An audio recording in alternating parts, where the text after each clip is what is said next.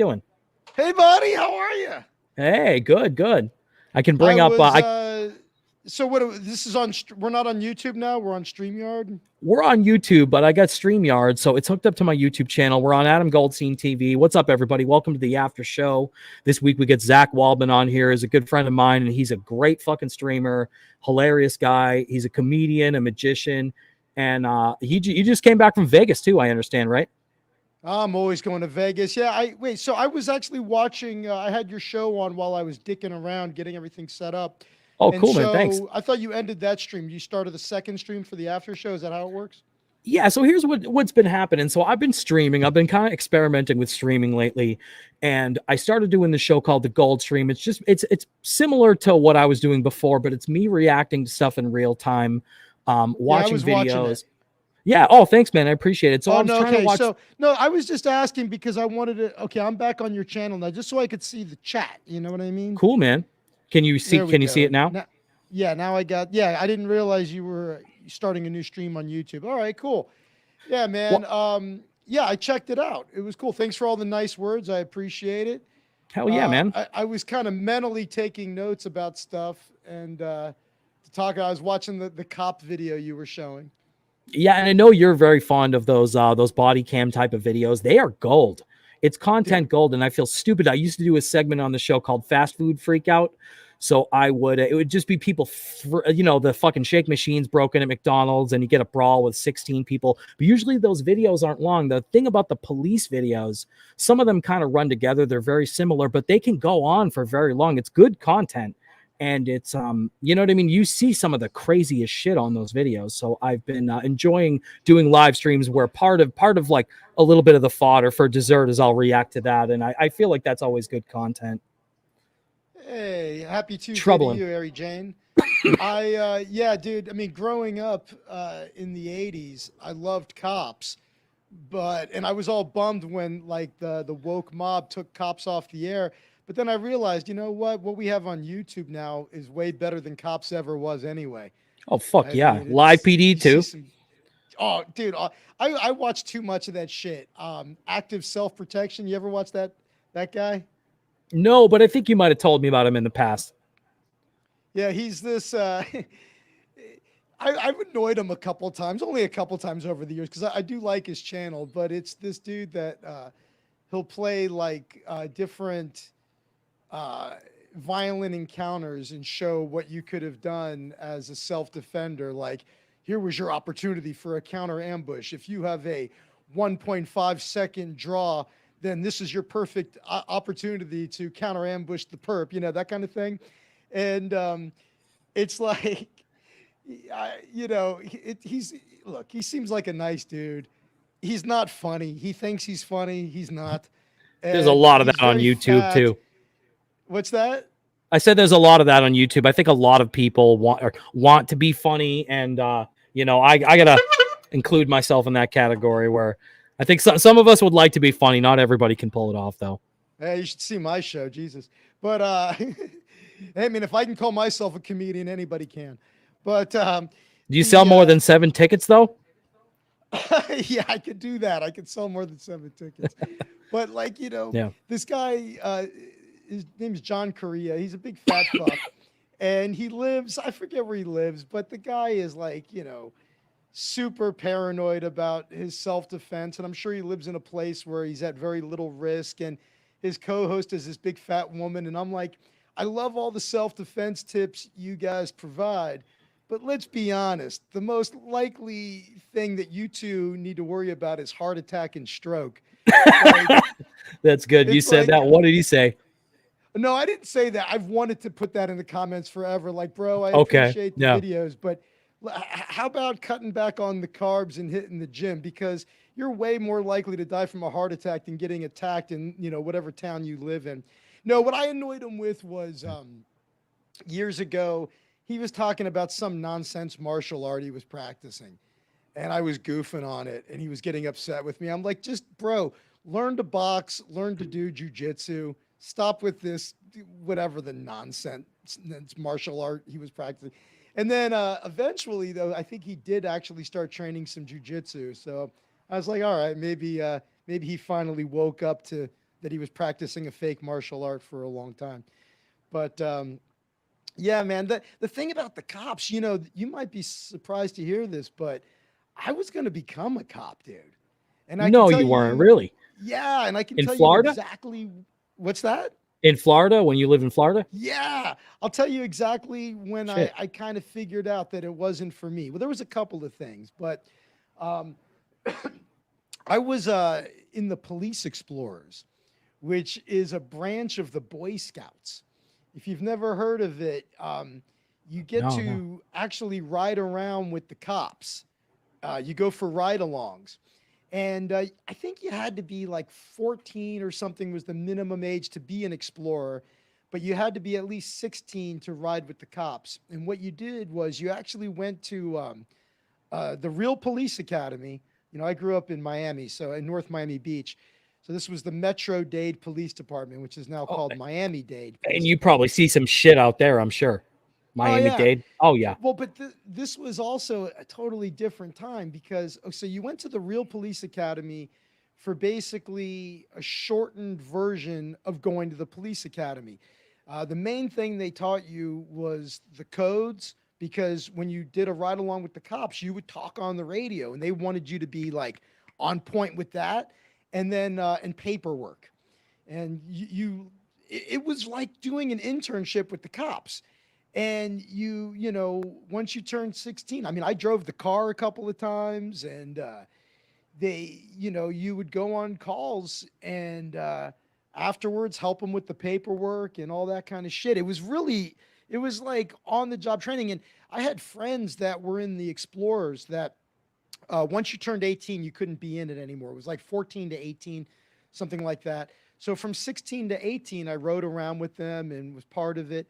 And I had friends that right after they graduated high school, they left the Explorers and then went right back into the academy and became cops. You could be a cop, I think at, I don't know if it was 18 or 19 back then, but you could basically go right back into it and be a trainee for like a year or whatever and become a cop. So, you know, in retrospect, I always thought like, man, if I had done that, you could have put your 20 years in and, you know, retired at 40 and gotten a pension. But I've followed my friends that actually did that, and it's been rough on them, man. It's like, okay, maybe it wasn't, maybe I made the right decision, but Especially now too, with all the shit going on and all the ah, cultural noise. Fuck that. yeah. And we Yeah. got to do shit back then because, you know, we're talking the late 80s, early 90s. You know, I turned 18 in 92. And so it was, and this is Miami, man. This is a whole different kind of world. Like, I've talked to other people who were in the Police Explorers, and they did not get to do the shit that we got to do. I mean, the guy that ran the program, one day he comes in for our weekly meeting, and he closes the door and says, "Listen, we're gonna have to have a talk. This is only in this room, but officially, you're civilian observers, and you're not supposed to be involved with what's going on out there. But if I ever hear of one of my officers getting beaten up and you're not getting beaten up also, then you'll be kicked out of this program faster than you could What imagine." the And fuck? then open the door back up and like, all right, so for this week's meeting. And dude, I was And involved in you're a all kinds kid. of You're shit. under 18. Yeah, 16, 17. I was there, you know, like I said, until I was 18. But oh no, dude, I was involved in some shit. It was a, like I said, it was a different time, man.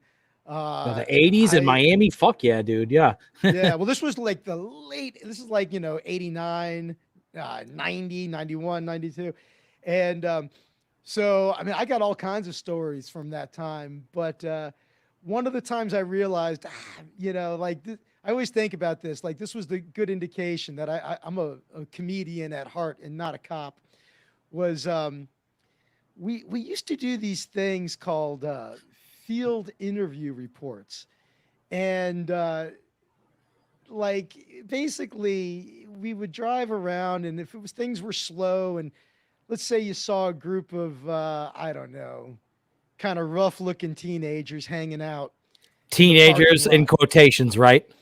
Yeah, well, no, Yeah. sometimes they really were teenagers, but you know, Okay. All right. you'd pull up and he'd say, "Hey man, how's everybody doing? Obviously you're not in trouble or anything. We're just coming by. We're trying to, get to know the community and do you mind if we take down some information?" And everybody let us do it. I mean, nobody ever said, "Fuck off, I'm not doing that." But we would conduct these interviews with them where we got their full name, date of birth, address. We marked down their, if they had any tattoos, Were like they Cubans? If they everything were about talking to them. the cops, because I know Cubans they tend to be a little more conservative, a little more cool with the cops. Yeah, this was North Miami Beach. So although there was, most of the Cuban population is in Miami proper, like South Miami, like Okay. more near like Coral Gables, Kendall. I mean, there was Cubans everywhere in South Florida, but this was not so much. This was probably more like white trash and black kids. Okay. That was probably more of what we ran into in that part of town.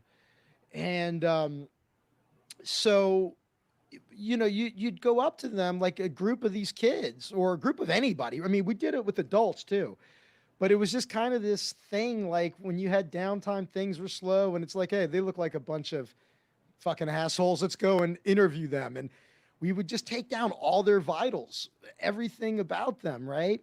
And so one time we were going to do this, and one of these kids says to me like, "Hey man, that kid over there, make sure you call him." I don't. This is so many years ago, dude. I don't remember what the nickname was, but it was some goof they had on him. Let's say it was Fish Head. All right, like, hey man, call that guy Fish Head. Were his eyes wide apart? Was he like that Dude, girl, that black girl that did the Little Mermaid? No. I'm totally making up a stupid name. Oh, That okay, all was right. nowhere close to. It was something like that. It was, they whatever they goofed on him about, and they're like, yeah, call him that, and they're all one, and I'm like playing it super serious, and I'm not much older than these kids, right? I'm probably about the same age. And I'm like, acting like, I'm not going to do that. So I'm interviewing all of them one by one. And a couple of the other, the actual cops are a few feet away and they're just talking or whatever while I'm doing these interviews. And so then I get to that kid, and and there's maybe 8 or 10 of these kids, and none of them think I'm going to play along. I'm acting like real stoic. And when I get to him, I go, whoa, whoa, whoa. I know you, man. This kid gets real scared. I'm like, yeah, this is why we do this. This is why we do these impromptu investigations. I know exactly who you are and what you've been up to. He's like, what, man? I'm like, aren't you the one they call Fish Head? And all of his buddies fucking die laughing, man. They think this is the funniest fucking thing ever, right? And I'm real proud of myself that I got a big laugh. And one of the cops comes over to me. He's like, dude, what are you doing?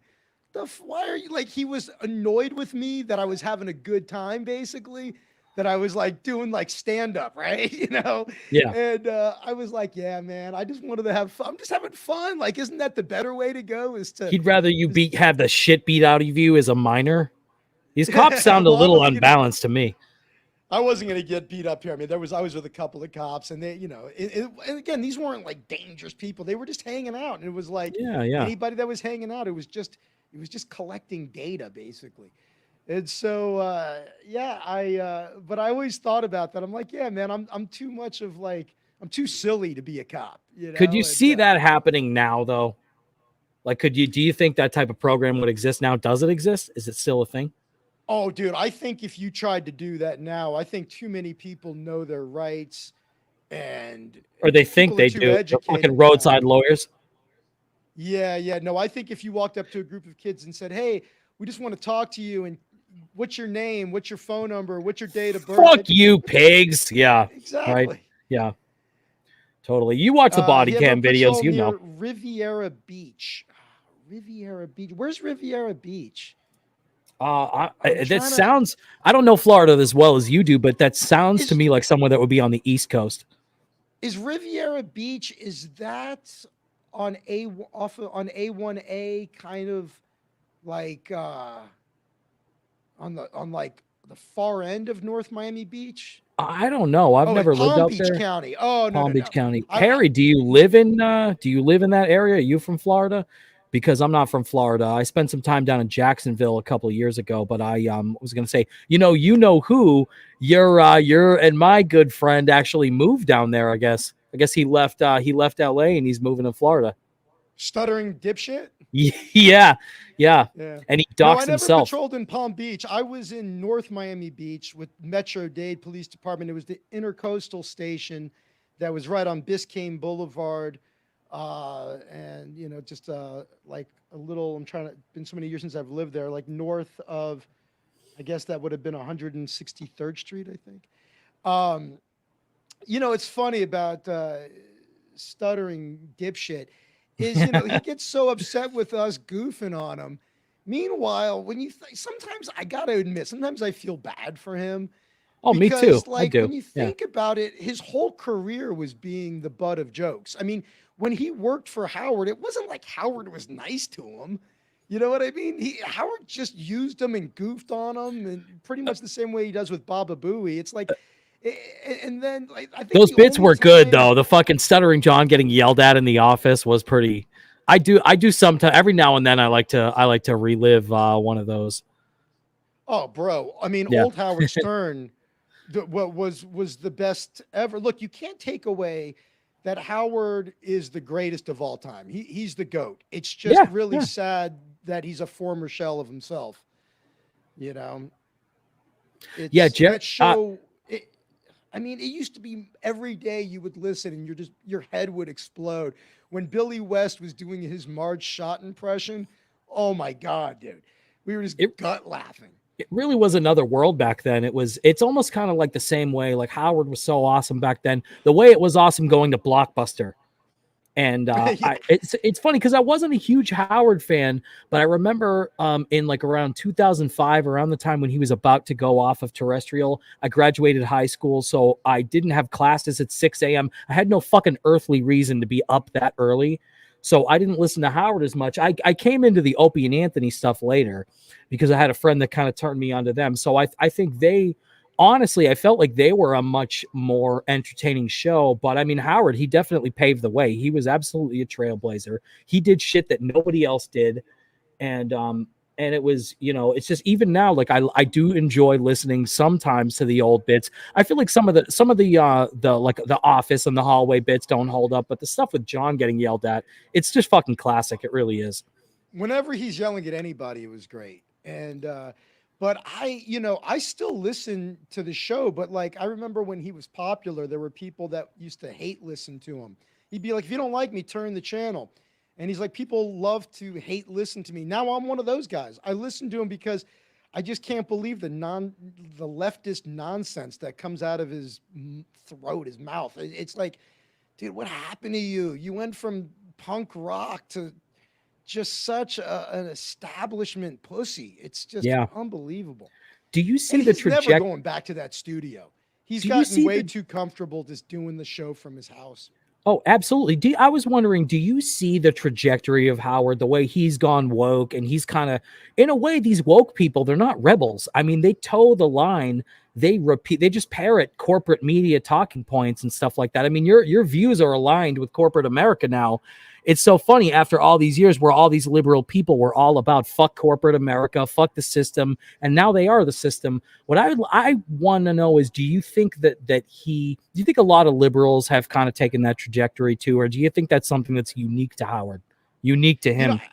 I hate to use the word liberal because I feel like, I mean, I guess at my heart I'm libertarian, small L libertarian, but you're a 90s. You seem like a 90s liberal to me, right? That's what I was gonna say. Like, I would have said I was a liberal, but like the liberal, a different kind of liberal, the kind of liberal that didn't support big pharma and the FBI and the CIA and the military-industrial complex and all that. Absolutely. I mean, it's that's why I like to use the word leftist.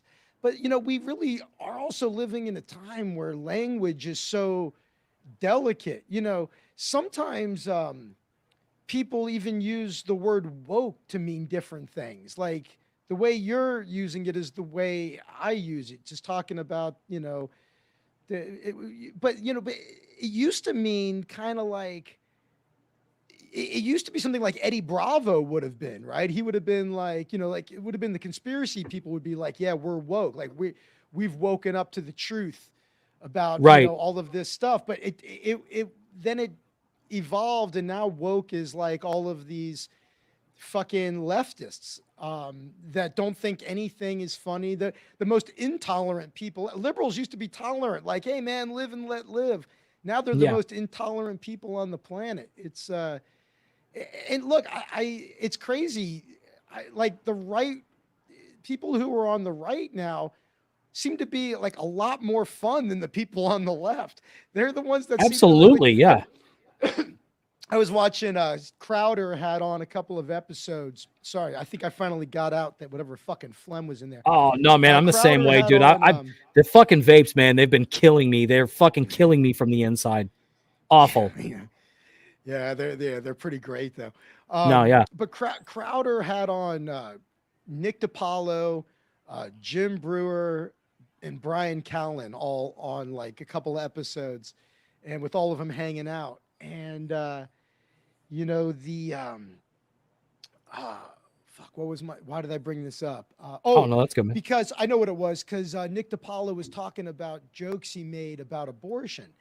And the guys in Crowder's studio were laughing, and Crowder's like, yeah, all these guys are pro-life, yet they can laugh at that joke. And that's kind of like, yeah, man, that it used to be the other way around. It was like, liberals, even if they disagreed with something, could laugh at it, they could see it was a joke, but they've lost their ability to laugh at jokes. I don't know, man. One of my favorite things is when people are like, racism isn't funny. Well, I think it's fucking hilarious. There's a lot of, and they also confuse racism. They also confuse racism with racial. There's a difference between racial jokes and racist jokes, but I think anything in the world can be funny. And absolutely, a lot of times what I admire most about the joke is the construction of the joke, the misdirection of it. It's like, the setup and the punchline, you're like, oh, that was so brilliant, the way that came out of left field. And I almost, as a comedian, I admire that sometimes more than I even am thinking about the content of it, more just the joke structure. I'm like, what a great way to flip the script, Yeah, that's really what comedy is. It's setting someone's expectations and then subverting those expectations. Yeah. Getting them to actually believe for a second that maybe you were saying something serious, and then bam, you get them with the punchline, and they're not expecting it. That's the craft. That's what you really got to do. Let me ask you this: oh man, my fucking light just went out. Oh, there it goes. Oh no, man, you're good. Do you think there's anybody out there right now that is like well, maybe Nick DiPaolo, maybe Brewer. I love Jim Brewer. No, he's great. I like Brewer. Like, is there an equivalent out there today of a George Carlin or a Bill Hicks? Somebody that's like, or a Sam Kinison, someone that really is subversive. And what about Pete Davidson, maybe? Pete Davidson. I'm joking. I'm fucking joking, dude. That was a joke. I'm sorry. You thought you thought I was serious for a second? Did you think I was serious? I do like his. wait. I don't hate the guy, but. You're from SNL. Davidson. You know who I was thinking of? I'm kidding, yeah. Pete Holmes. Oh, okay, all right. Yeah, I know Pete Holmes. I had the wrong Pete in my That's head. Okay. Sorry, it was a bad joke anyways, but I don't even hate Pete Davidson. I think he's probably an okay dude if you get to know him. Oh, but, dude. Overrated. BYB Podcast, you're totally right. Shane Gillis is the shit. You know who else is great? Is Steve Byrne. Steve Byrne's fucking hilarious, man. Oh, yeah. Shane Gillis is fucking funny. I like him. You know what I don't like, though, about Shane Gillis is he did, what's up, BYB? Shout out to the Quad Father, Derek from BYB Podcast. Do you listen to BYB? Have you checked them out? You should definitely subscribe to them. And they should subscribe to you, too. BYB, I was on there last week, and they do a great show. They're like, they cover a lot of Dabbleverse stuff, a lot of non-Dabbleverse. Like we talked about John a little bit, but their show is really interesting. Bro, I haven't done any streaming in a long, long time. I've tried to crack the YouTube nut like in the early days. And I don't know what it is. I've just never been able to like make it work. And, originally I didn't care. My thing was like, I'm just using this as an open mic to speak extemporaneously and exercise that part of my brain. And maybe in an hour of blathering away, there'll be one funny thing that I can put in my act. That was kind of the idea. And I don't know. I've been thinking lately, I'd like to try it again. Because you should, man. I think you're great at this. I think you're too good at this to just not do it. But I get the frustration. I get that it's a fucking shitty grind sometimes, YouTube. It is. Well, here's the thing though. What the biggest change in me has been, in not just understanding this on an intellectual level, but really living it, is focusing on process and not result. And not just with YouTube, just everything in life. Like there's things in magic that do you know what second dealing is? You know what that is? I do not. All right. So there's a great documentary called Dealt about a guy I know named Richard Turner. Richard Turner is one of the greatest card mechanics ever. And a card mechanic is basically a magician, but specializes in sleight of hand for cheating at poker, blackjack, gin, whatever, right? They specialize in cheating. And second dealing is when it looks like you're dealing the top card off the deck, but you're really dealing off the bottom of the deck like in rounders. Well, bottom of the deck would be bottom dealing. Okay, all right. Second dealing is it looks like it's coming off the top, but it's the second card down. So the fuck, that's going to be hard, man. That sounds hard to fucking get the second one. I would think bottom of the deck maybe a little more obvious, unless you do it really fast. But that's got to be tricky. No, all of these types of deals, they're all hard. All of them. Yeah. Because there's people that deal out of the center. They deal out of the center of the deck too. Dude, you have no idea what people are capable of with the deck of cards. I mean, it's insane. So many years ago, I was friends with a really great mechanic. He doesn't really do much in magic anymore. But a guy named Simon Lovell, magic legend. And he had a manuscript all about different deals, second deals, and different types of second deals. And I started to work on it. And a buddy of mine was kind of like, what's the point? It's so difficult to do. You're going to put so much time into it. And what are you going to really do with it because there's not that many tricks you can do with it. And what most people do with it is they do it as a demonstration. Like, hey, this is how you cheat at cards. And then they'll show it. And they, like Richard Turner, he'll take the top card and put it face up. So you'll swear he's going to deal that face card, that face up card onto the table, but nope, it's always the second card.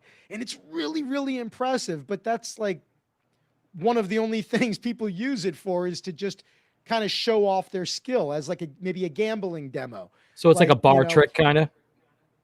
Yeah, it's like if you're doing a gambling demonstration as part of your show and you're like, hey, let me show you this insanely hard thing that looks really cool. And so my buddy was like, you're going to put years into that, and for what purpose? But now I'm working on it again. I started a few weeks ago doing it again, because now I'm like, you know what? It doesn't have to have a purpose. It's enjoyable to acquire a new skill. It's fun. While I'm watching a movie, I can practice it, and I'm enjoying the process more. And I've also found that when I focus on the process, even if I'm working on, I'm practicing something that I'll never use, maybe, it makes me more enthusiastic for the things in my show that I already do. And that's a really long-winded way of saying that I might get back into streaming and just go, you know what? I'm going to do it because it's fun. And if nobody's watching me, or I have an audience of 3 people, then so be it. Fuck it. What do I care, man? It's dude, man, I gotta find a way to make it fun for myself. That's great, man. I think you should. I think you're really good at it. I've always enjoyed fucking going on your stream, talking to you. And the interview that I did with you guys, by the way, check out my interview with Zach Waldman. I had him on my channel for an interview. I think that was one of my best interviews I've done. Absolutely. Probably you're one of my favorite people online too, man. I appreciate all the kind words. Oh, thanks, man. I appreciate it. You broke 1,000 subs, which is what you need to be monetized. Oh, really? has that affected anything for you? Like, no, I feel like when I broke 1,000 subs, I kind of slowed down a little bit. I sort of lost a little bit of sight, and I lost a little bit of interest in the whole Stuttering John thing in the world. I haven't listened to WATP in a long time, and I'm still, talk to a lot of people in that world. I actually was on BYB Podcast the other day. Actually, Quadfather's backstage. I'm going to add him if you don't mind. Say hello to the Quadfather. This is Derek from BYB Podcast. What's up, Derek? Hey, what up, guys? How's it going tonight? Hey, good. How you doing, brother? Man? Good. Yeah. No, it was good being on your show the other day, man. So, yeah, this is Zach Waldman. He was an intern on Stern. He actually got fired back in the 90s for streaking, and he knew Stuttering John, too. For streaking, huh? You would think that if you type of YouTube behavior would be acceptable. Well, dude, if go to YouTube and type in Zach Waldman, Howard Stern, that TV show Extra did a thing clip about it. And, bro, that's what everybody said. Everybody's like, really? You got fired for that? And what's so crazy is after I did that, so many people, Richard, Sal, other people have done so many fucked up things in that show and never got fired. And I love Richard and Sal. They're my favorite part of the show. But do you guys remember when Sal went into the releases after, when the guests come on, they have to sign a release form, and Sal went into the releases to get somebody's info. I can't remember. Oh, I heard about that. Yeah. I can't remember. This was years ago. And I think he did it so that because he was a fan of the person and wanted to reach out to them or something. And Howard went ballistic on him. But he didn't get fired for it. And then Benji would be late every fucking day and would never get fired. I mean, my work ethic when I was there was impeccable because I was actually producing a morning show in Orlando before I left a real job in radio to go be an intern on Stern. That's how much I love Stern. It's how much I wanted to move to New York. And I think you're right, Harry. I think it might have been Gene Simmons or something.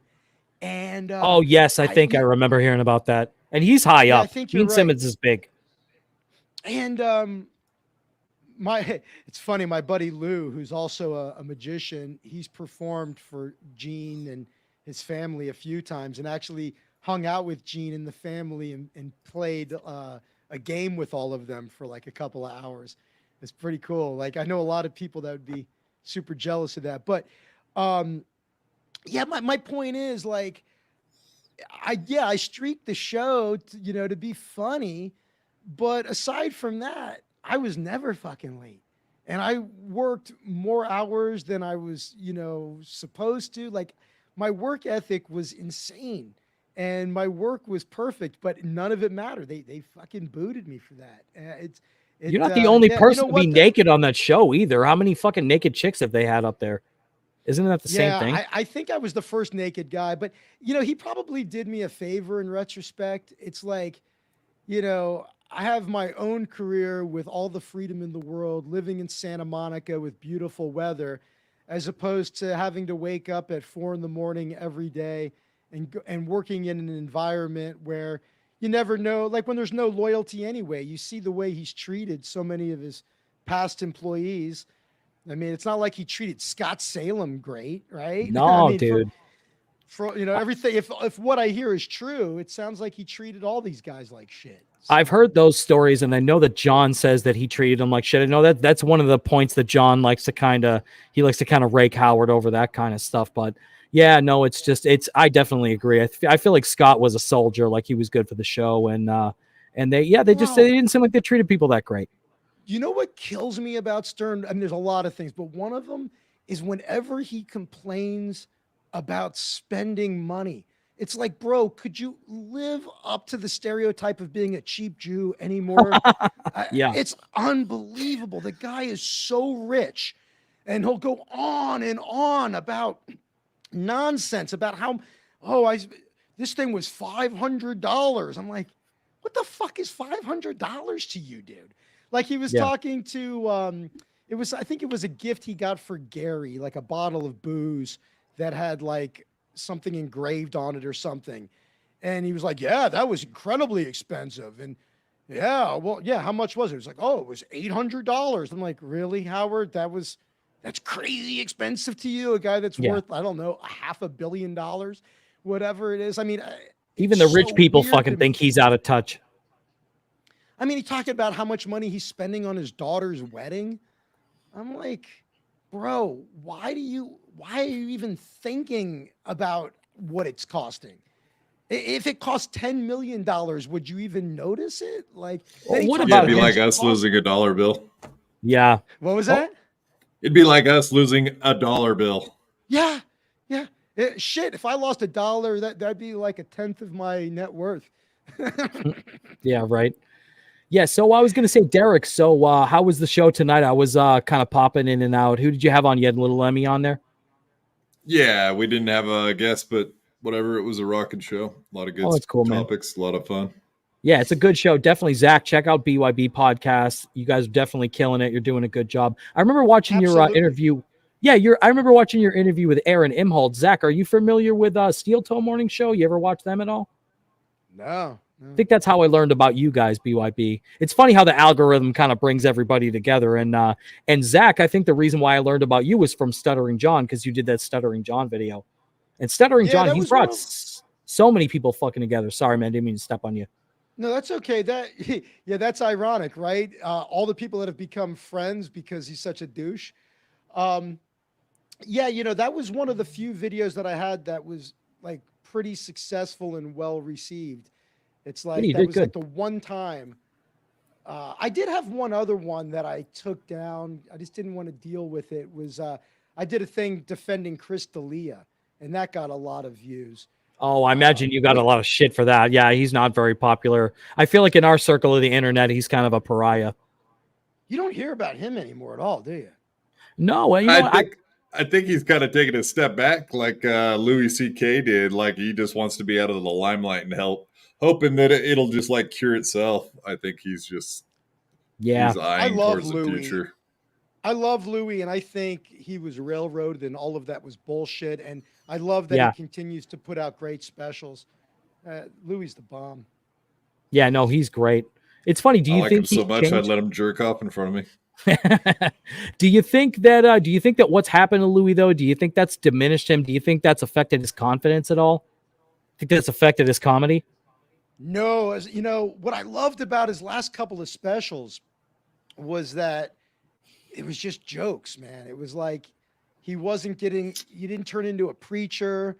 He didn't change. It was like, no, I'm just going to write a bunch of really funny jokes and put them together. No, I don't think so. He might be happier than ever. Like, he's got his fan base and they're never going to abandon him. And it's like, what else do you need? Yeah. I mean, he was kind of a pioneer with the way he changed his business model to kind of circumvent the Ticketmaster kind of thing.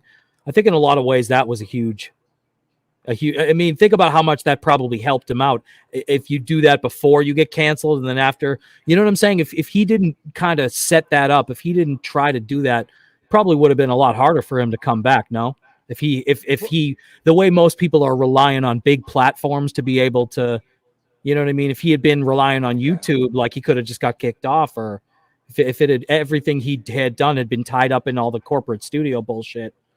Because he had all his movies canceled. They didn't even release his fucking movie. Oh, really? He had a movie that was supposed to come out? That was years ago. But yeah, he had a whole movie. It was in the can and everything. And they just, you know how that is in Hollywood. They make these big productions, these big movies, and then they just shelve it. They let it sit there and collect dust. Yeah, my fantasy has always been to just have my own fans and ignore everything else. Kind of like Doug Stanhope or Insane Clown Posse, Cottonmouth Kings. There's these people like Sam Kinison said a million years ago. He's like, I don't need everybody in the country to like me. It's a country of, 350 million people. If I get just 1% of them to love what I do, then I'll have a huge career. I don't need everybody. And so it's that 1,000 true fans theory you were telling me about. I remember this, right? Yeah, exactly. And more and more, that's like what I want to focus on is, get that 1,000 true fans that love what you do And when they hire you, they know exactly what they're getting when they buy a ticket to see you. Nobody like Doug Stanhope, nobody just wanders into a Doug Stanhope show. People that go to see Doug Stanhope are Doug Stanhope fans, you know? Right. Yeah, that's yeah. awesome. A lot of these comics, they have their own paywalls or their own websites or whatever. Like the Owen Benjamin, the people that have even been kicked out of polite society, like the Owen Benjamins or people like that. Yeah, I mean, Or you're Angry, for perfect example, Compound Media, or Gavin with Censored, all of that. absolutely. Yeah. And your internet savviness definitely does help your longevity too. I think that's a big reason why Carl from Who Are These Podcasts and WATP is obviously my favorite show. I haven't listened in a long time. I've kind of fell off, but he is amazing at his ability to market and his ability to understand how the internet works. And that's a huge factor. I think a lot of these guys that come from radio, sometimes it's difficult. You know what I mean? The internet, it's a completely different animal, especially when you have that constant feedback loop. You know, you get that instant feedback. It's different. It's a different animal for sure.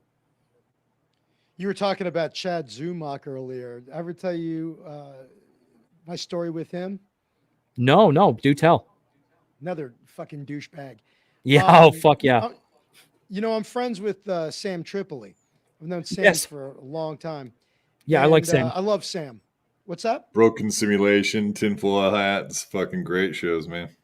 Yeah, and so several years ago, I had this little bar show I was doing once a week, you know, and I would have a different comic open up the show and do like, I don't know, 20 minutes, 30 minutes, whatever it was. And then I would go on and do my set.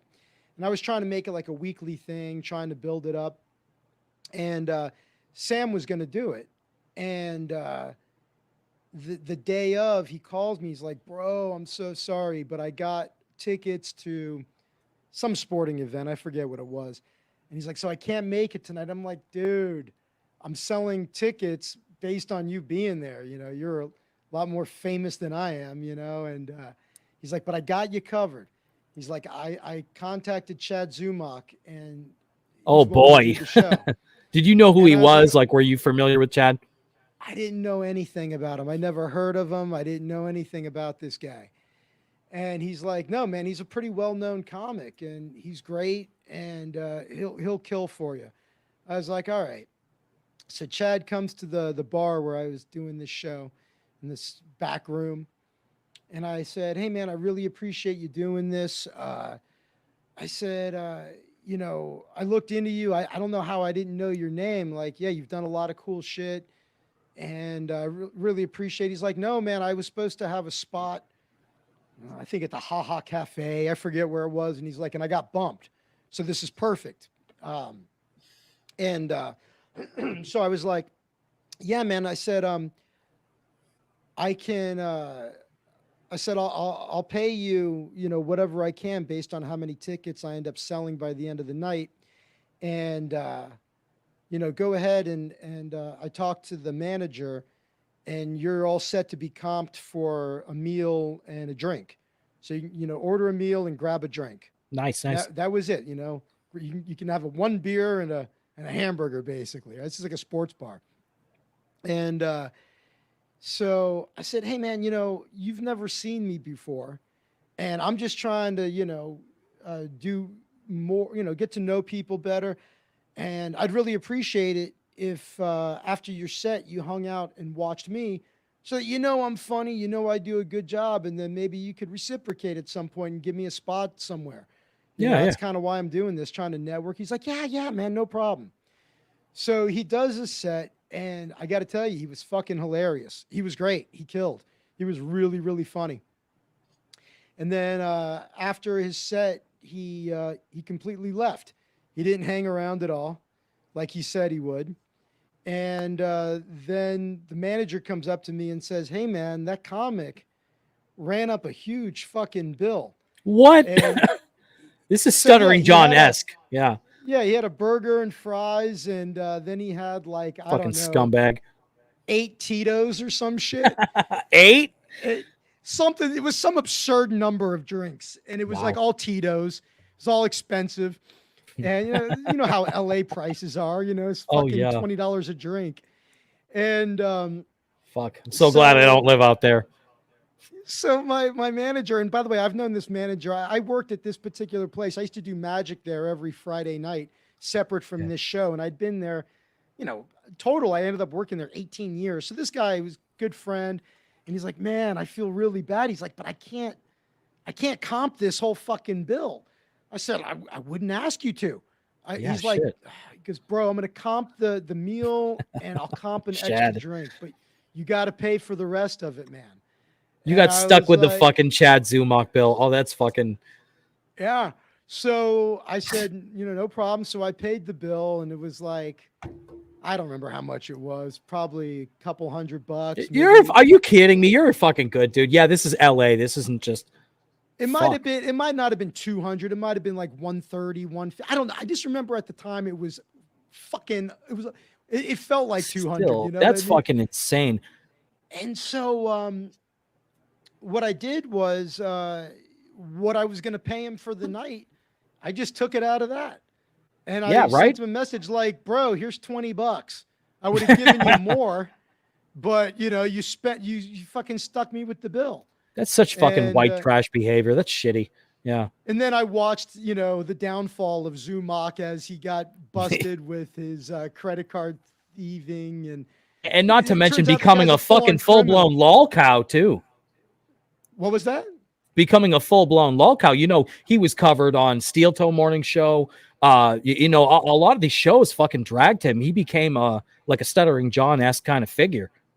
What word did you use? Lol-cow? Lolcow, LOLCOW. It basically means somebody that becomes like a Stuttering John on the internet. Can you give me 1 second? I just got to pee real quick and I'm going to come right back. This is a great conversation. Just my bladder's like about to explode. Do you guys mind if I just dip out for a second? I'll come right back. Yeah, of course, man. You want to keep going? Yeah. So everybody, Derek. Yeah, for sure. So subscribe to the BYB podcast. Subscribe to Zach Waldman. Appreciate you guys coming on. This is awesome so far. Just got a quick pee really quick. Hey, Derek, where do you live, brother? Oregon. Oh, yeah. Like what area? Portland or where you at? Rural, like far from Portland. The total southern part of Oregon. How do you like Oregon? I've never been there. I like it a lot. I don't really like the cities much. So like Portland's not whatever. It'd be a pretty town if it wasn't with all the problems it has now. So things have changed a lot, but that's mostly been in the last 10 years. Before that, it's always been a weird city as far as the people go, but it was like actually a pretty town, but now it's kind of getting thrashed, unfortunately. You're out there in Florida? No. I live in Santa Monica, California. Oh, I heard. Yeah, nice. I'm from Florida originally. I was born and raised in Miami, went to college in Orlando. Then I moved to New York for the Stern Show, then to Chicago, then to here. So yeah. Life of a comic, right? Move around the country, do it all everywhere. Yeah. I'm a comedy magician. So I mostly do corporate events and private parties. I only do the clubs occasionally. I'd like to do the clubs more often because, they're not so uptight. Like when you do these corporate events, you got to be squeaky clean and they're uptight. No cuss words and cursing, bad. Also, just topics. The content. Yeah, topics. Yeah, it's funny. Like I was talking earlier about Brewer and DePaulo and Callen all hanging out with Crowder, and they were talking about hell gigs, and all of their hell gigs were a lot of them were private, like were corporate events, and they're like, yeah, man, they're the worst. And I'm like, yeah, that's my whole living. Believe me. I know. They have HR departments. They have like stuck up like preppy chicks that don't want to hear like jokes in the first place. They shouldn't even be there, That's kind of the problem with corporate events is that people aren't there to see a show. They're being forced to watch you. Now, Sometimes corporate events are great. I mean, for me, most of the time they're great, but it's just you're always fighting this battle of, you got a bunch of people. They've been like, I do a lot of conferences. So it's like the last night of the conference, they're having a dinner, they bring in entertainment, and all these people want to do is get out of there and go to the bar and get shit-faced and cheat on their wives. It's like I overhear the conversations at these hotel bars, at these corporate events, and I'm like, it makes me so grateful for my life. I'm like, I don't know how you people don't blow your brains out. This is what you talk about. Yeah, for sure. Yeah. So Chad Zumach, like I was just curious. Like he opened for Jim Brewer a bunch. Most recent, that's like the most recent comedy sets he was doing that I heard oh about. wow. We're opening for Well, Jim I Brewer, love who Brewer. has a tie to Sam Tripoli and that whole crew, you know. So I was kind of curious what your thoughts on that were. Brewer was a good dude, Yeah, and I he's didn't fucking know bass that. too. I love Brewer. I love Sam Tripoli, Chad Zumach. Look, again, I didn't know anything about him until he showed up and stiffed me. And that was it. I was like, what a dick. Did he ever But, say anything back to you when you wrote him? Like, what happened? I don't know if he even responded back, but you know what? It was like ultimately, the way I look at it, he ultimately paid for it because. Oh, okay, yeah. In other words, like I would have, instead of giving him $200, look, this was just a bar gig. He was going to go do a set for free at, the Haha Cafe or Flappers, wherever it was at the time. I think it was a Haha. So it was like he was going to go do a set and make no money. He got bumped by somebody famous and just wanted to do a set. So instead of getting $200 to do 20 minutes, he got $20 because he ran up a big bar tab. So it's like I thought it was a dicky thing to do, but it ultimately came out of his pocket. It came out of his ass. But it just is a shitty thing that you were even put in that position because that must have pissed you off. But it's just funny because I feel like it's another thing about this networking thing where sometimes, and I feel like I'm learning about this a little bit with the podcasting is sometimes you do something, and you're not necessarily going to get something out of it, but sometimes you just help people out. Sometimes it's good to just network. You never know when you're going to make a friend with somebody. You never know when you're going to make a good connection. And like he might have made a good friend, maybe you would have been a good friend for him if he hadn't done that. Yeah, it's but yeah, that goes back to what you were saying about John. Look at all the people that are friends now because of this thing that we have in common of talking about what a douche he is. It all started in with spite him of him, not because of him. Yes, yeah, definitely, Derek. Oh, did you see that video of Chrissy Mayer doing stand up and that dude getting knocked out? Yeah. No, absolutely. is this the one at DevilCon? No. No, man, this was they traveled out to LA. Yeah. She was performing. Her and Leela outside. Hart and Keanu C. Thompson were, I guess that guy. Recently, that guy had an issue with their kind of comedy, like was in the crowd and just had a total issue with what they were saying, especially Chrissy Mayer. Like a woke thing? No, that's not. I don't think that's the one I'm talking about. This guy was. Yeah, the black guy knocked out the white guy that almost looks like you. Ish. Yeah. Like glasses and hair. But he wasn't the dude out, he was like outside the fence heckling her. He was inside at first. Oh. And then those people were just trying to calm him down. Yeah, he was in with the show and then like started spazzing out and being a prick. So they tried to get him out and like calm him down. And then you saw what happened. Like a guy that was trying to calm him down, like got too close to a wild animal there for a second and got knocked out. You guys want me to try to bring this up? You can look on our Twitter right now and you can pull it up. I guarantee if you looked on Leela Hart's or I don't think I've done it. Star Wars, the Anna, the Star Wars girl. Star Wars girl, yeah. As I'm watching it, I'm just thinking, oh, this poor schmuck has no idea what he's doing. Like the dude that you're saying looks like me, he was like following him around and trying to reason with a crazy person. No. Bro, you can't let people get that close to you. And that's a guy that clearly has never had any kind of fight training or he's never bounced. I was a bouncer for a while. Like, he was doing a lot wrong. It's like, I was like cringing the whole time at just the way he was handling it. I'm like, no. Oh man, I was gonna try to bring that Chrissy Mayer fan getting knocked out thing on the screen. For some reason, I'm not able to do it right now. But that's crazy. I'm gonna have to look at that. Maybe I'll cover that on the next stream. But Chrissy Mayer, she seems like she's blowing up. She's doing really well, and it seems like she's definitely getting a lot of that controversy kind of buzz. Like she was on a Fox News blurb. The Fox News did a blurb about her on their website, so they picked it up because I guess a fan flipped out and ended up leaving one of her sets. Like they got offended and they made a big outburst. It was a whole like news story type of thing. But that's good for her. She's had like 10 big things happen in the last year, which is actually incredible. She got kicked off.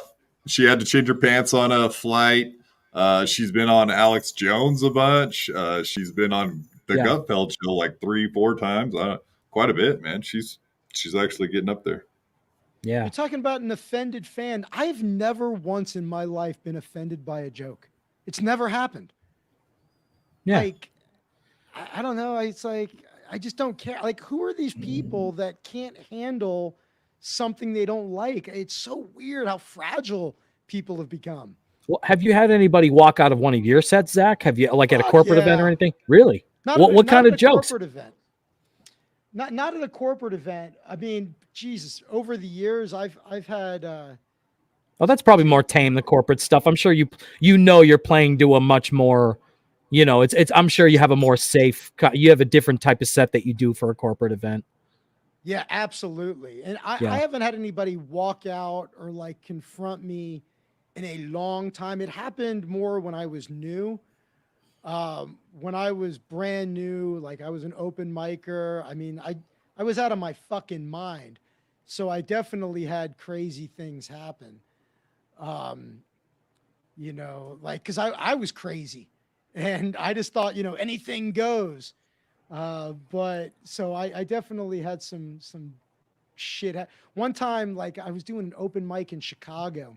I was still really green and, I was doing all right, but this guy in the front was falling asleep, and I jokingly said something like, "I'm gonna like put my dick," because his like mouth was. I'm like, this guy's asleep with his mouth open. I'm like, I'm gonna go stick my dick in his mouth, and so when he wakes up, he'll have a cock in it. It's fucking hilarious. I kind of like went toward him like I was going to do it. Not like I was really going to do it. And he woke up and fucking went bananas and This is awesome. That's funny. How did the crowd react? They must have been fucking uncomfortable. They fucking hated me, dude. Dude, everybody hated me that night. Yeah. Oh, man. Things went really wrong. Yeah. Shit, dude. That sounds crazy. It was so many, dude, that's like a repressed memory. I didn't remember it until you just asked me that question. I'm like, oh yeah, remember that time the whole fucking bar hated you? Yeah, that must be fucking scary. So tell me about your trip to Vegas, Zach. So what did you do in Vegas? You play any poker out there? No, well, I've been to Vegas twice in the last few weeks. One was for a Magic convention, which was awesome. And the second one was to go out and see Penn and Teller. And, I love Penn and Teller, and getting to meet them was one of the coolest moments of being out in Vegas. That's cool you saw them. And they know you, dude, too, right? I've seen them a million times. What's that? Yeah. And they know you too, right? Yeah, I think, I mean, the first time I met him, I was probably 15 or so. I think I'm probably one of those guys that whenever they see, they're like, oh yeah, this guy again. Like, I don't think they would remember my name. Maybe they would. I don't know. But they're my favorites of all time, pretty much. I mean, it's hard to say favorites. I do love them. Penn is such a cool guy too. He's so fucking smart. Fuck yeah. And the thing about Vegas, man, though, the bigger thing with Vegas is just, I'm 49, man, and I'm just old enough to have gotten to see and to experience like the ends of a lot of things when they were still good. And Vegas is one of those things. I started going to, the first time I ever went to Vegas, I was 17. And like, it was like shortly before I turned 18. I think it was either 1991 or shortly before I turned 18 in 92. I can't remember, but it was around that time. The Excalibur was brand new, I think, or was fairly new. And that place is like about to fall apart now too. So that's, yeah. And dude, so I got to see what Vegas, like when I went to Vegas when I was 17, when you went to a show, every show had like a maitre d' or several maitre d's, and you would wait for your turn to be seated. And then you would, hand them a tip. And based on that tip, they would put you like pretty much anywhere you wanted to sit. That shit's gone, man. Gone are the days of tipping the maitre d' for a good seat. No more $20 trick at the front desk. Yeah, and all the shows, almost all the shows were topless. Like I saw Lance Burton when he was performing at the Hacienda before he blew up and became the biggest ever and had his own residency at the Monte Carlo. When I saw Lance Burton at the Hacienda, all the girls in the show were all topless. And it was just, and nobody loves Vegas more than me, and I still love it. But boy, the corporations and the greed, have they fucked that town up. Fucking MGM, they just own everything. But dude, they fuck you in every which way now, man. It's not, the deal used to be you gamble and we give you value on everything else. We give you cheap food, cheap drinks, cheap hotel, cheap shows. Just gamble your ass off. The more you gamble, the better deal we'll give you. Now the gambling, man, they just, unless you're a smart gambler and know where to go, or you have a big enough bankroll, the games themselves are dog shit. I remember odds are shit. Yeah. Yeah, man. Well, okay, like single zero roulette, the house edge on that game, I think is like maybe 2%, maybe 1.25%, yeah, maybe 1.75%. I can't remember exactly single zero roulette what the house edge is, but it's kind of negligible though, basically. Well, it was a small advantage. So then many years ago, they introduced roulette wheels with a 00. So it took the game from a very small house edge to a really large house edge. It's like 4% with a 00. Yeah. Yeah. And now a lot of these roulette wheels have 000.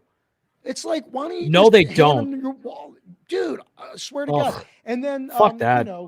And then of course, three to do blackjacks that pay 3-2-2. You have to go looking for them now. They want to pay you 6-5 on a blackjack with the dealer hitting soft 17. And it's like, I don't mind playing a game with a house edge. Like, hey, okay, you got your 1 to 2% house edge, and I'm going to, lose long term, but maybe, I can sit here for a few hours and get some action.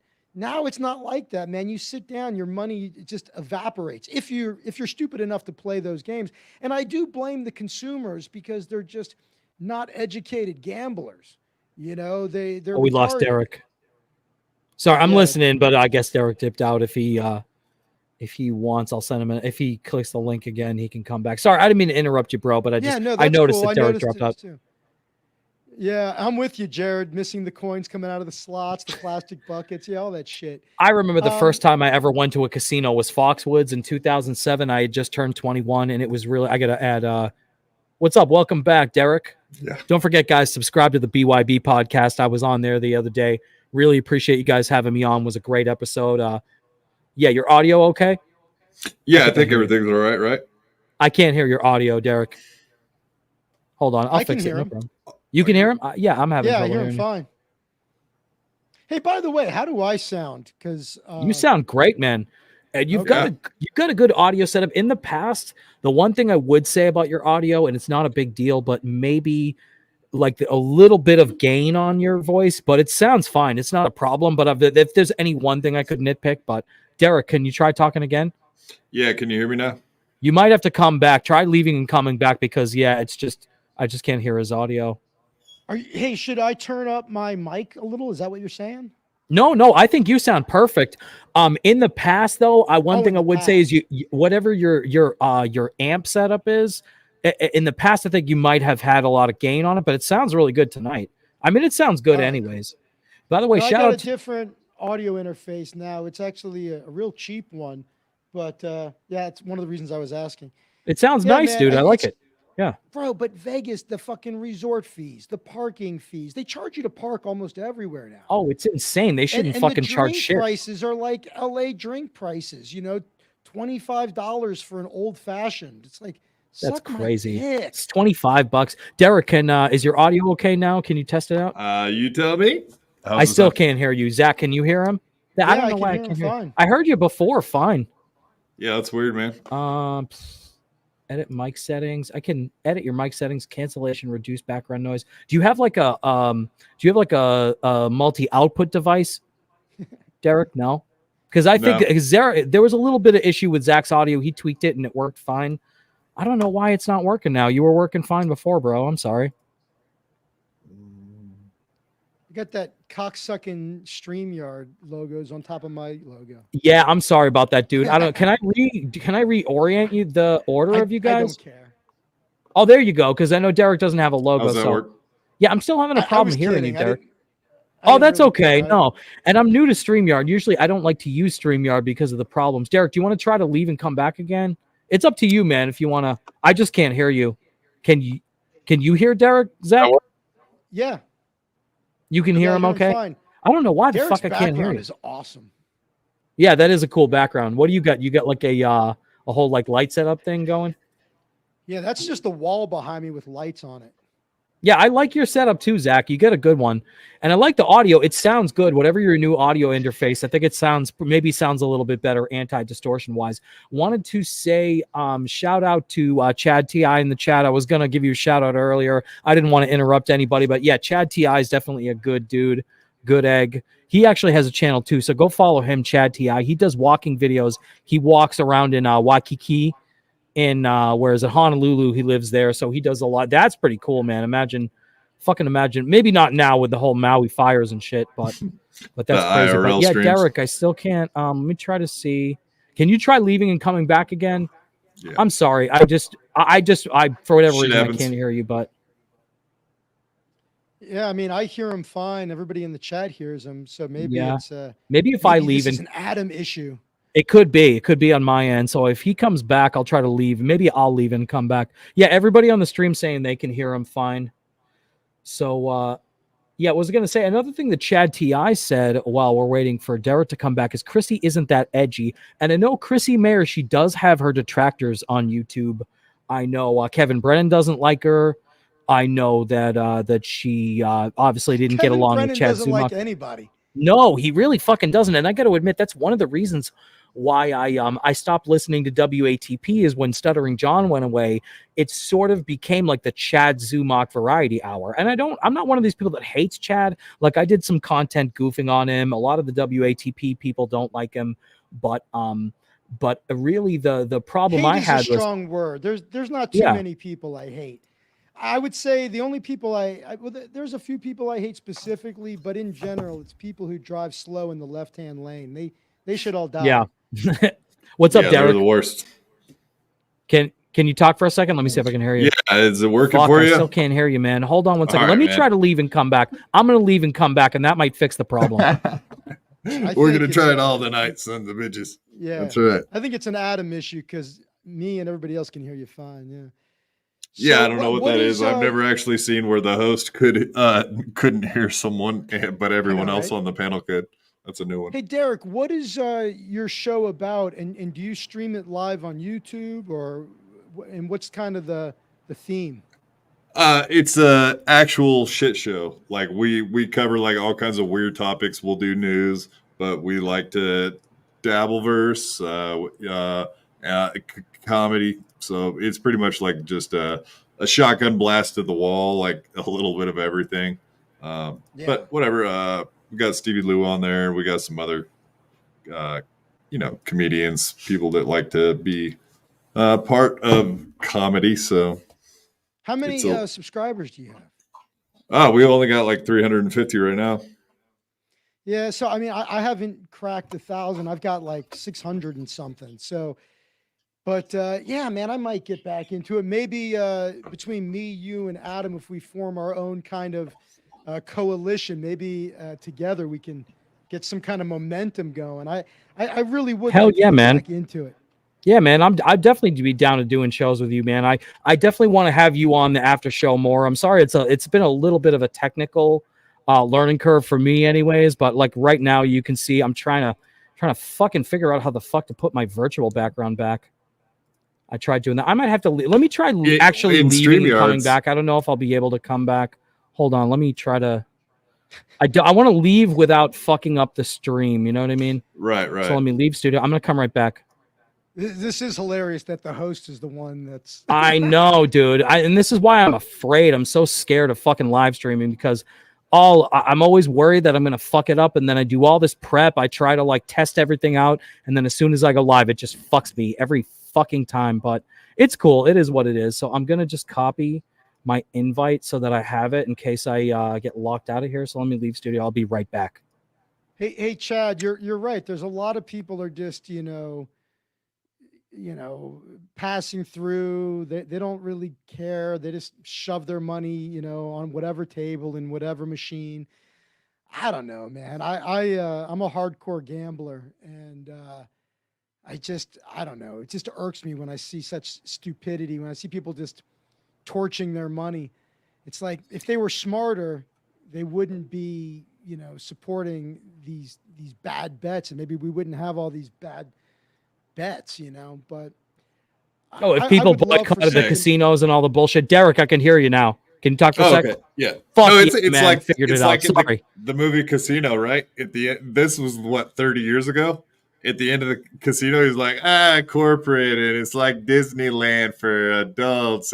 That's exactly right, except for we're 30 years beyond that. And that in the 90s, it already was starting to become crap. So yeah, it's like you said, the gambling odds and everything there it's all a joke. Plus, like Anthony Cumia was just talking about this recently. He went out there for like an event, but he was like, yeah, you order room service and they bring you a brown paper bag and they hand it to you and go, here you go. Whole rant, dude. What? Yeah. It was like, what? I couldn't believe that when I heard that. Because of COVID? Well, no. He was telling a whole story, not just about Vegas, but also like a fancy hotel in New York as well. He had it happen like twice to him, where he was staying at like a 4-star hotel, ordered room service, and they just hand him a paper bag with boxes of food. Fuck. I did hear about that. It was like Uber Eats.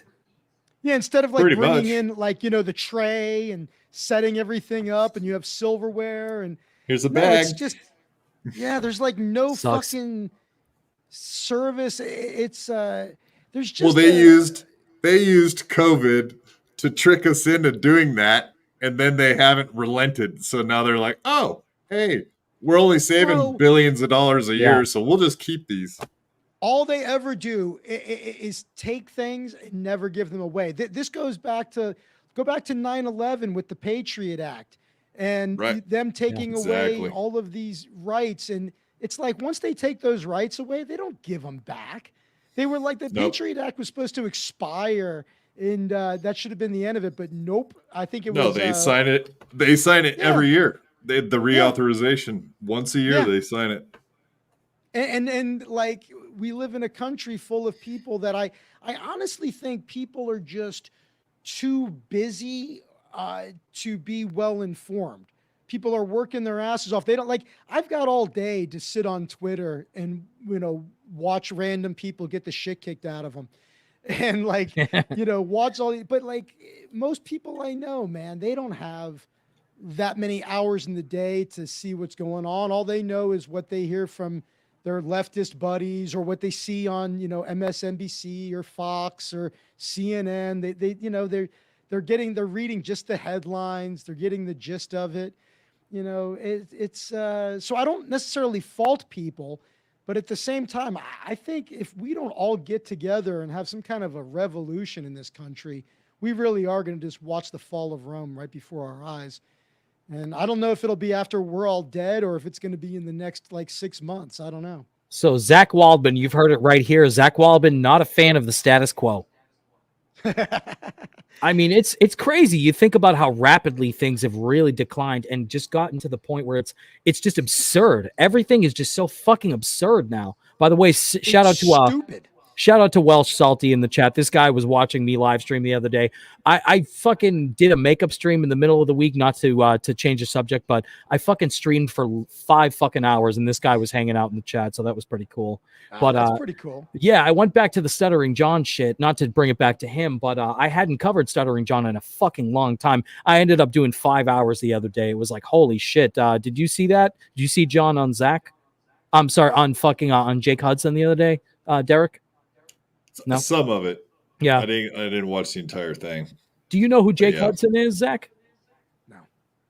Yeah, well, he's got a channel. I mean, he's a guy where he's got disabilities. He's got like autism. He does a great fucking stream, and he's been networking with a lot of people in the Dabbleverse. He did some great interviews. Who else did he interview? Casey Armstrong. Did you work with Casey? No, yeah, I was before Casey. Okay. I was there. I started. You were a fucking OG, man. I started at the very end of 96. When I say the very end, I mean my first day was like December 29th of 1996, and I got fired about halfway through 97. So I was there with Jackie, and so there was no Benji, there was no KC. I was there with like Steve Grillo, another fucking retard. Yeah, right. No kidding. I'll tell you who was cool as fuck. I always tell people Jackie Martling was the best. He was the greatest guy. He was the one who saw you off, right? He's like. Yeah, he's a comic, man. I get along with comics, and yeah, Jackie was great. Also, Scott, the guy from the E Crew. What was his last name? Scott DePace. Yeah, Scott DePace, another great guy. The whole E Crew was cool as fuck. And then there was, Mike Ganji, who was a Stern guy and then moved over to the E Crew. He was a great guy. I loved Mike Ganji. You have any idea what Ganji's doing these days? Hello? Yeah, man, they had a fucking huge crew over there. Can you hear me now? I've got a little bit of. Yeah, I think there was a little interruption. Derek, can you hear me?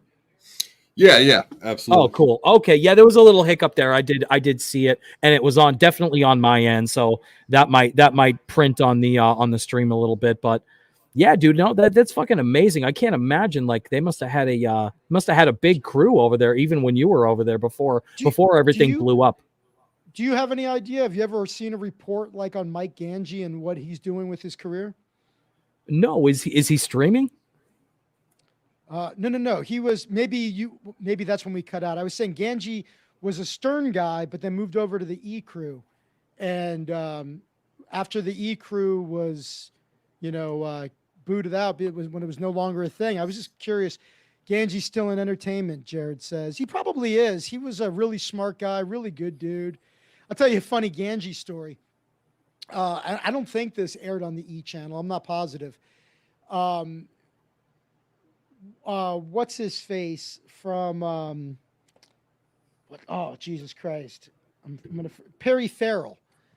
Perry Farrell was on the show, and he was so what would happen is after a guest was on, can you hear me, Adam? I can hear you okay. Derek, we can hear you good. No, that's okay, man. I'm listening. I thought maybe I lost. We're all paranoid. Our audio's not working. I always have a monitor set up because I'm always so fucking afraid my stream went down twice the other night. So I get it, dude. No problem. No, I can hear you good. So yeah, Perry Farrell, from Jane's Addiction, exactly. And he was also Porno for Pyros, right, Jared? I think that was his other band, Porno for Pyros. Anyway, so back then, after someone did an interview with Stern, when they walked out of the studio, Ganji, working for E, would do like a post-interview interview. It was just a short, quick thing at the end of the E episode to be like, hey, how'd everything go with Howard? Did you have a good time? And then the celebrity would say a few words, and that would be it, right? And so Perry Farrell, during the interview, talked about having a gay experience. I don't think Perry's gay. I think he was just talking about some gay thing he did. I don't know if he's gay, bi, or if he was just in an experimental phase, but he talked about it on the show. So when he came out of the studio, Ganji is holding the camera and he's interviewing me. He goes, hey, did you have a good time? He's like, yeah, I always have a good time with Howard. He's like, so what was that like, opening up about the gay experience you had? And Perry says, oh, it's all good. He says, have you ever had a gay experience? And Ganji says, no. And Perry reaches over and grabs his dick. I mean, full on, just grabs his whole fucking package. He goes, you've had one now, and then walks away. And Ganji puts the camera down and just looks at me. I was just happened to be standing next to him when he did it. And Ganji looks at me like, holy shit, Perry Farrell just grabbed my cock. It was pretty funny. I think I might have heard you tell me this story before. I just, I'm trying to think if you told me it on the interview, but man, there must have been so many fucking crazy moments working for Stern and just throughout the years, man. You know, it just must have been insane. I know you weren't there very long, but what was it like fucking working with John though? See, John and I were friends. That was the thing. I really liked John. Really? I thought you guys were kind of nemesis. I didn't realize that you were friends. Okay, I know he was exactly. a little, yeah. I'll tell you what it was. He was kind of a dick to me. But you know, not a huge dick, just kind of like a ball buster. But it's like, you know, why not be cool with the fucking interns that are working for free? You know, sometimes I was doing his job. He was the call screener. And if he wasn't there, I was the call screener. And he used to always call me, I think he used to call me Scrotum Sack instead of Zach. Or he just called me Sack. Oh, I can't remember Zach. He tried to like riff on your fucking name, and that's cheesy as fuck. I'm pretty sure he would just call me Scrotum Zach. It sounds like a joke. That's a joke that he came up with on his own for sure. Yeah, he thought it was hilarious, you know. And I didn't really care. Yeah. Fuck yeah! Just like I'm a ball buster. I didn't really give a shit. And then one night his band was playing, and he was like, "Hey, if anybody wants to go see my band, come on down." So I'm the only one that went, and he was actually really happy. He was like, I could tell that he actually was touched that someone actually came in support of his band. And if I remember correctly, he even bought me a beer. So I didn't hate John. Stuttering John bought something for you. He bought you a beer. That's my memory. This again, bro, I'm 49. And at the time I was 23. So it was a long time ago, you know, but still, wow. But that's my memory of it. And, you know, so I actually like John, and, you know, other than his, you know, little ball busting there, it wasn't like, you know, it wasn't a big deal. I thought he was an okay guy. And I think like I kind of won him over because I supported his band, and the band was actually pretty good. I enjoyed them, you know, so whatever. And then what happened was he reached out to me for Magic Castle passes, you know, because we have a mutual friend, and this mutual friend was like, "Hey, can you hook John up with Magic Castle passes?" And this mutual friend is like a really well-known TV writer. I don't know what he does, who he's writing for now, but he used to be Will Smith's. Is he on strike now? Writer. What's that? Oh, well, he's on strike now, right? Ended today. Really? Today? Yeah, that just happened today. Oh, fuck. Yeah. Anyway, so I hooked John up with Magic Castle passes. If you don't know, you're not allowed inside. The Magic Castle's a private club. The only way you can get inside is if you're a member or you're invited by a member. And so I gave him passes, and a pass good for 6 people. And then I think I sent him a video of me doing stand-up or something. I'm like, "Hey, John, here's a stand-up set. Tell me what you think." I wasn't asking him for anything. I was like, "Hey, just let me know what you think of this." And he never responded. And then I think I asked him something else, and he just he blew me off. And then time went by, and he asked me for another Magic Castle pass. And so I think, again, this is a long time ago. If memory serves me right, I think I sent him a second one. But it was like, whenever he needed something from me, I responded immediately and hooked him up. But when I just asked him to, "Hey, watch this video," or, you know, and there was some other things, I never asked him for a favor. It was like little things. Like, it might have been like, "Hey, man, I'm performing at this club. If you want to stop on by, I'll put you on the list. Let me know." You know, he would just not respond. And so then when he was such a dick to Chrissy, I made that video because I just thought he was such an asshole to her. Yeah. And then he blocked me on Twitter, and I never heard from him again. And then you and I became friends. But I don't hate the guy. I kind of feel bad for him. Yeah. And I don't think he's a bad dude. I think he's just, I don't know. Maybe he's not that bright. I don't know. And I think he really does have probably a serious drinking problem.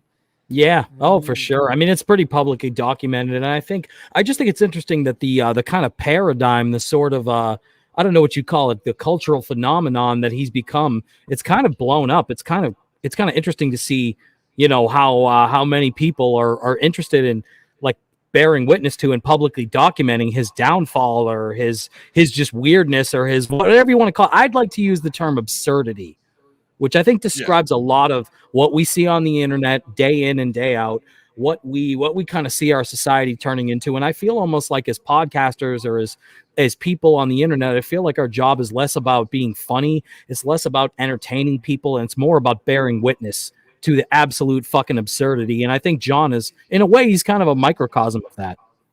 Well, Howard doesn't like him. Howard, talks about what a piece of shit he is. And Howard's thing was, unfortunately, my wife is friends with his wife, so I got to deal with him. And then when him and his wife broke up, Howard was like, great, I don't have to deal with John anymore. Guy's a scumbag. So maybe John is a scumbag. I don't know. Well, you know what? Did you watch the Heather W. interview that I did? Because how I got my audience on YouTube, how I made my bones was John tried to strike my YouTube channel. And this was a couple of years ago. Oh, I do remember this. Sorry. Yeah. And so I interviewed this lady who had this crazy story to tell about John, where it was like this back and forth, like he was courting her. And the lady is a complete fucking psycho. Don't get me wrong. Like she's a Stern stalker. She's like a whack packer. Like she was Heather from Texas. That's how Howard knew her, because she would call in the show. She told me stories.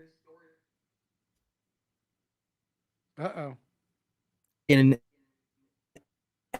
they all just bump into Derek, Gary and Fred, and we're all just like having lunch with Robin. Yeah, no. I remember you telling me the stories about how Fred and Robin were fucking assholes to you. But it's to me, it's just funny. It's like No, I was just you were breaking up. I was trying to let you know. Oh, that's okay, man. Can you hear me better now? Yeah. You were freezing. You were getting the road. I'm sorry. I'm getting a little too excited. This whole show is like a fucking Verizon commercial. But anyways, anywho, so this lady would tell me all these stories about how she bumped into Gary, she bumped into Fred, she bumped into all these people from the Stern Show, and she was actually at a taping. I think this was around when Howard started doing the America's Got Talent stuff. So he was still doing public appearances, and she told me a story about how she was in the hallway or whatever when Howard was going to present. He was going to walk up on stage and get his award or whatever the fucking event was. She like stood in the way in the what do you call it, the throughway, what do you call that, not the hallway. Zach, do you know what it is at a show? Can you guys hear me? Yeah, you're back. Okay, sorry. Yeah. So anyways, she like the tunnel. Yeah, so she bumped into Howard. She basically kind of bum rushed Howard, stood in the way so she would bump into him ostensibly, and then she gave him a big hug and everything like that. She told me the story, and I guess his like security was really pissed off. It wasn't like the end of the world. She was a white lady and not some big black dude, so she didn't get arrested.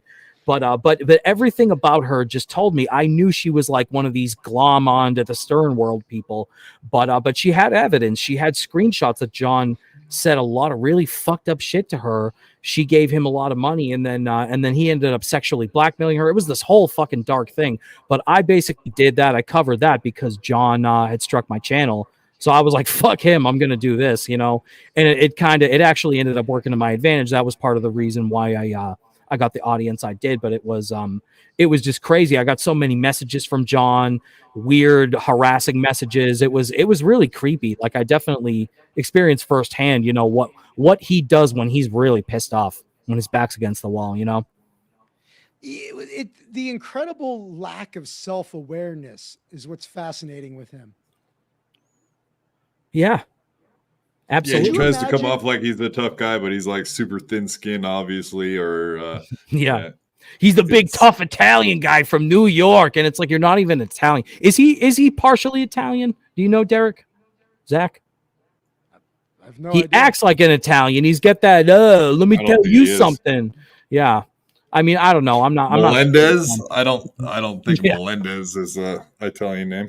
But I think he's like Mexican and white or something like that, from what I understand. Yeah, he's like, Dutch, I think.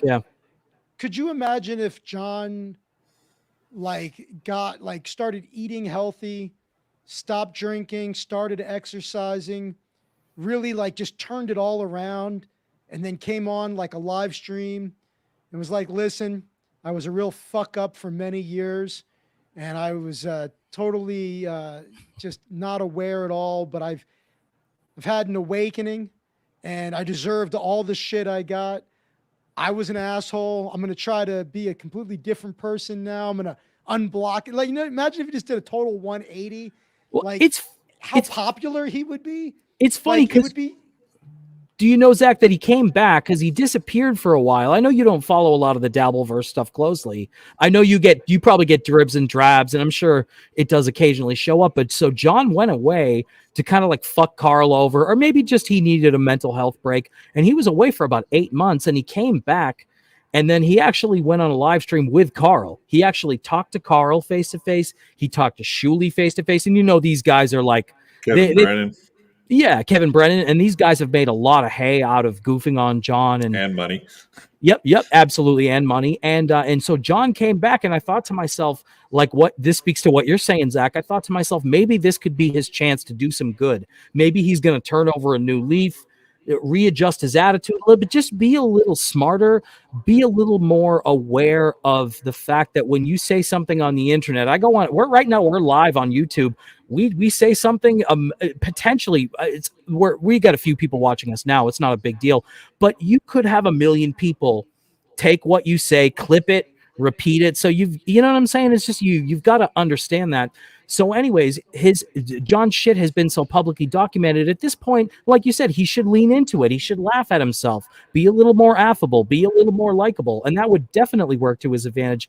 And I was hopeful that would happen right when he talked to Carl. And I feel like that really didn't happen. He's gotten back to being mad and being angry at everybody. I just don't get it. What's his end game, I'm just saying, I love a transformation story. And if he did it, if he went full board transformation, people would be it'd be the greatest story ever. Yeah. But I just don't think he'll ever look at himself and realize, I don't think he'll ever look in the mirror. What would it take for him? What would it take for him to go, you know what? I want to do things differently now. I want to try something different, because he's pretty much. He would need to squelch his ego. Yeah. Well, it's funny. What do you think would happen if John did DMT? Do you think DMT would fucking help him out?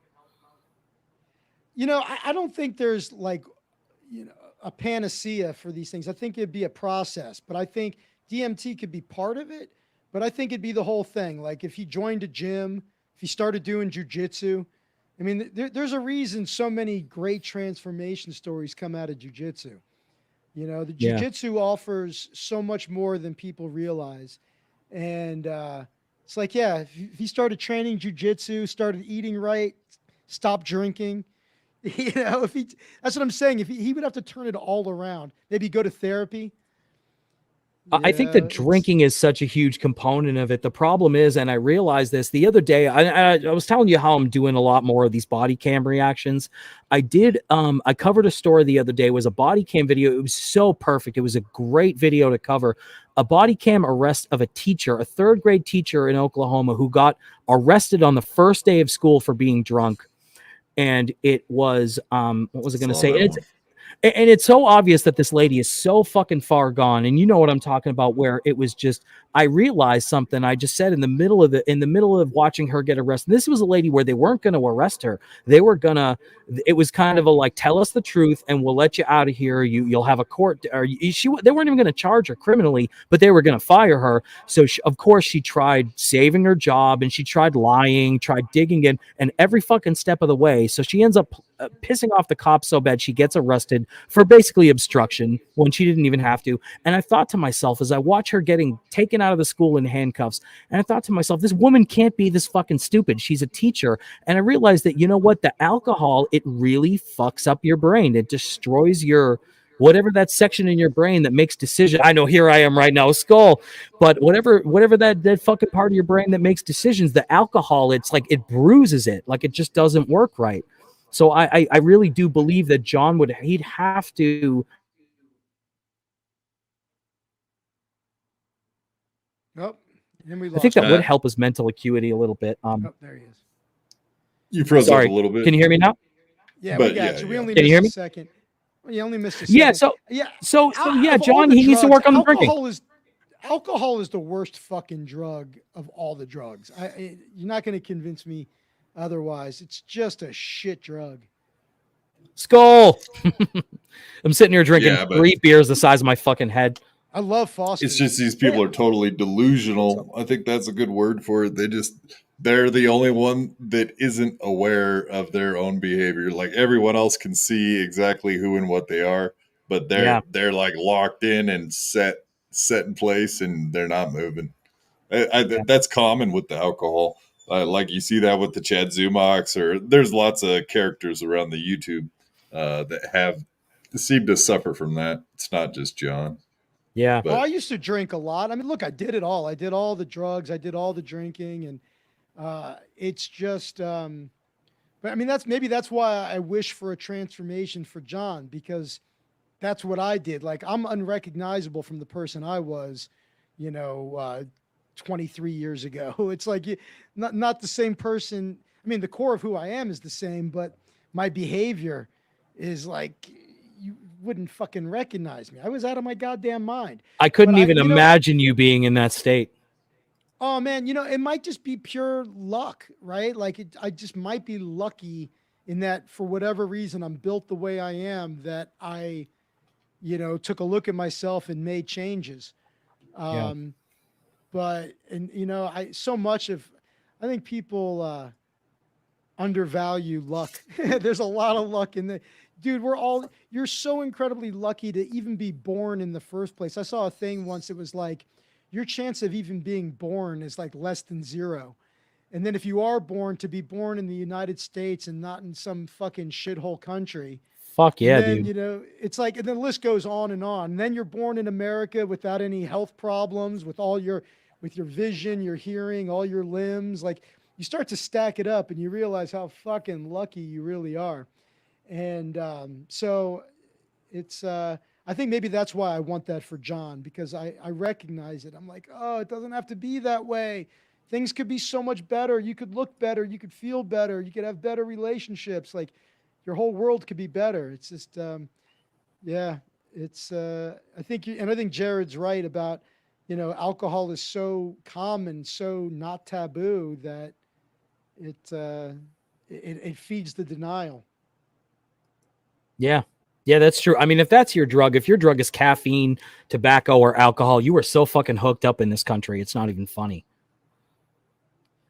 Yeah, it's, I don't know, man. And caffeine's, I'd probably still do any drug to this day, but it's just, moderation, right? It's like, instead of doing it all the time, maybe it's like, yeah, it's your birthday. Let's get fucked up. Yeah.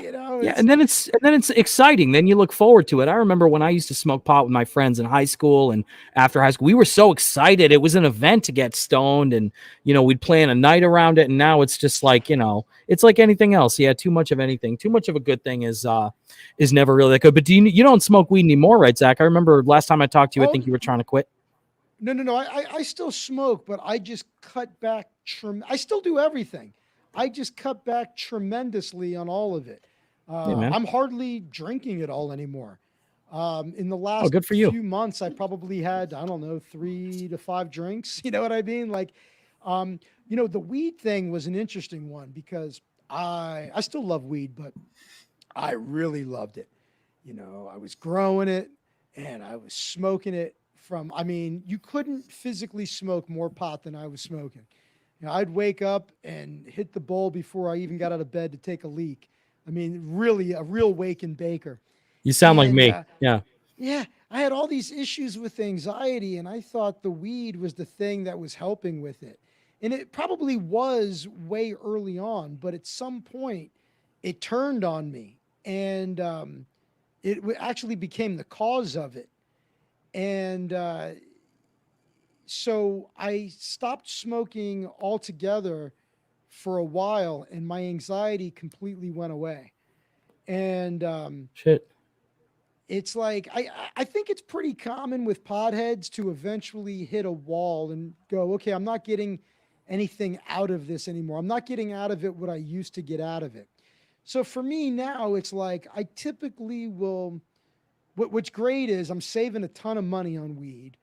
And also, when I do smoke, all I need is like a couple of hits and I'm good. So, real typical for me is like after jujitsu, when my body is just torn up and everybody's smoking. And it's like, all right, hand me that big fatty. Let me take 2 or 3 hits. And it really is good for all the pain. And I feel like it's good for the inflammation. It's just post training, it's a pretty great thing. Yeah, So, yeah. instead of smoking all day and night every day, now it's 2 or 3 hits twice a week, Oh, that's good, man. Yeah. And so I enjoy it more now. I get, because I wasn't even getting high, man. I was smoking so much. It's like I wasn't even getting high anymore. It was just more of a habit. The fucking flower can get ridiculous with the price and just just dealing with it. It's so crazy. What actually helped me cut down on using the vapor pens now, and for $20, even down here in Georgia, you can buy these in the store because they're like Delta 8.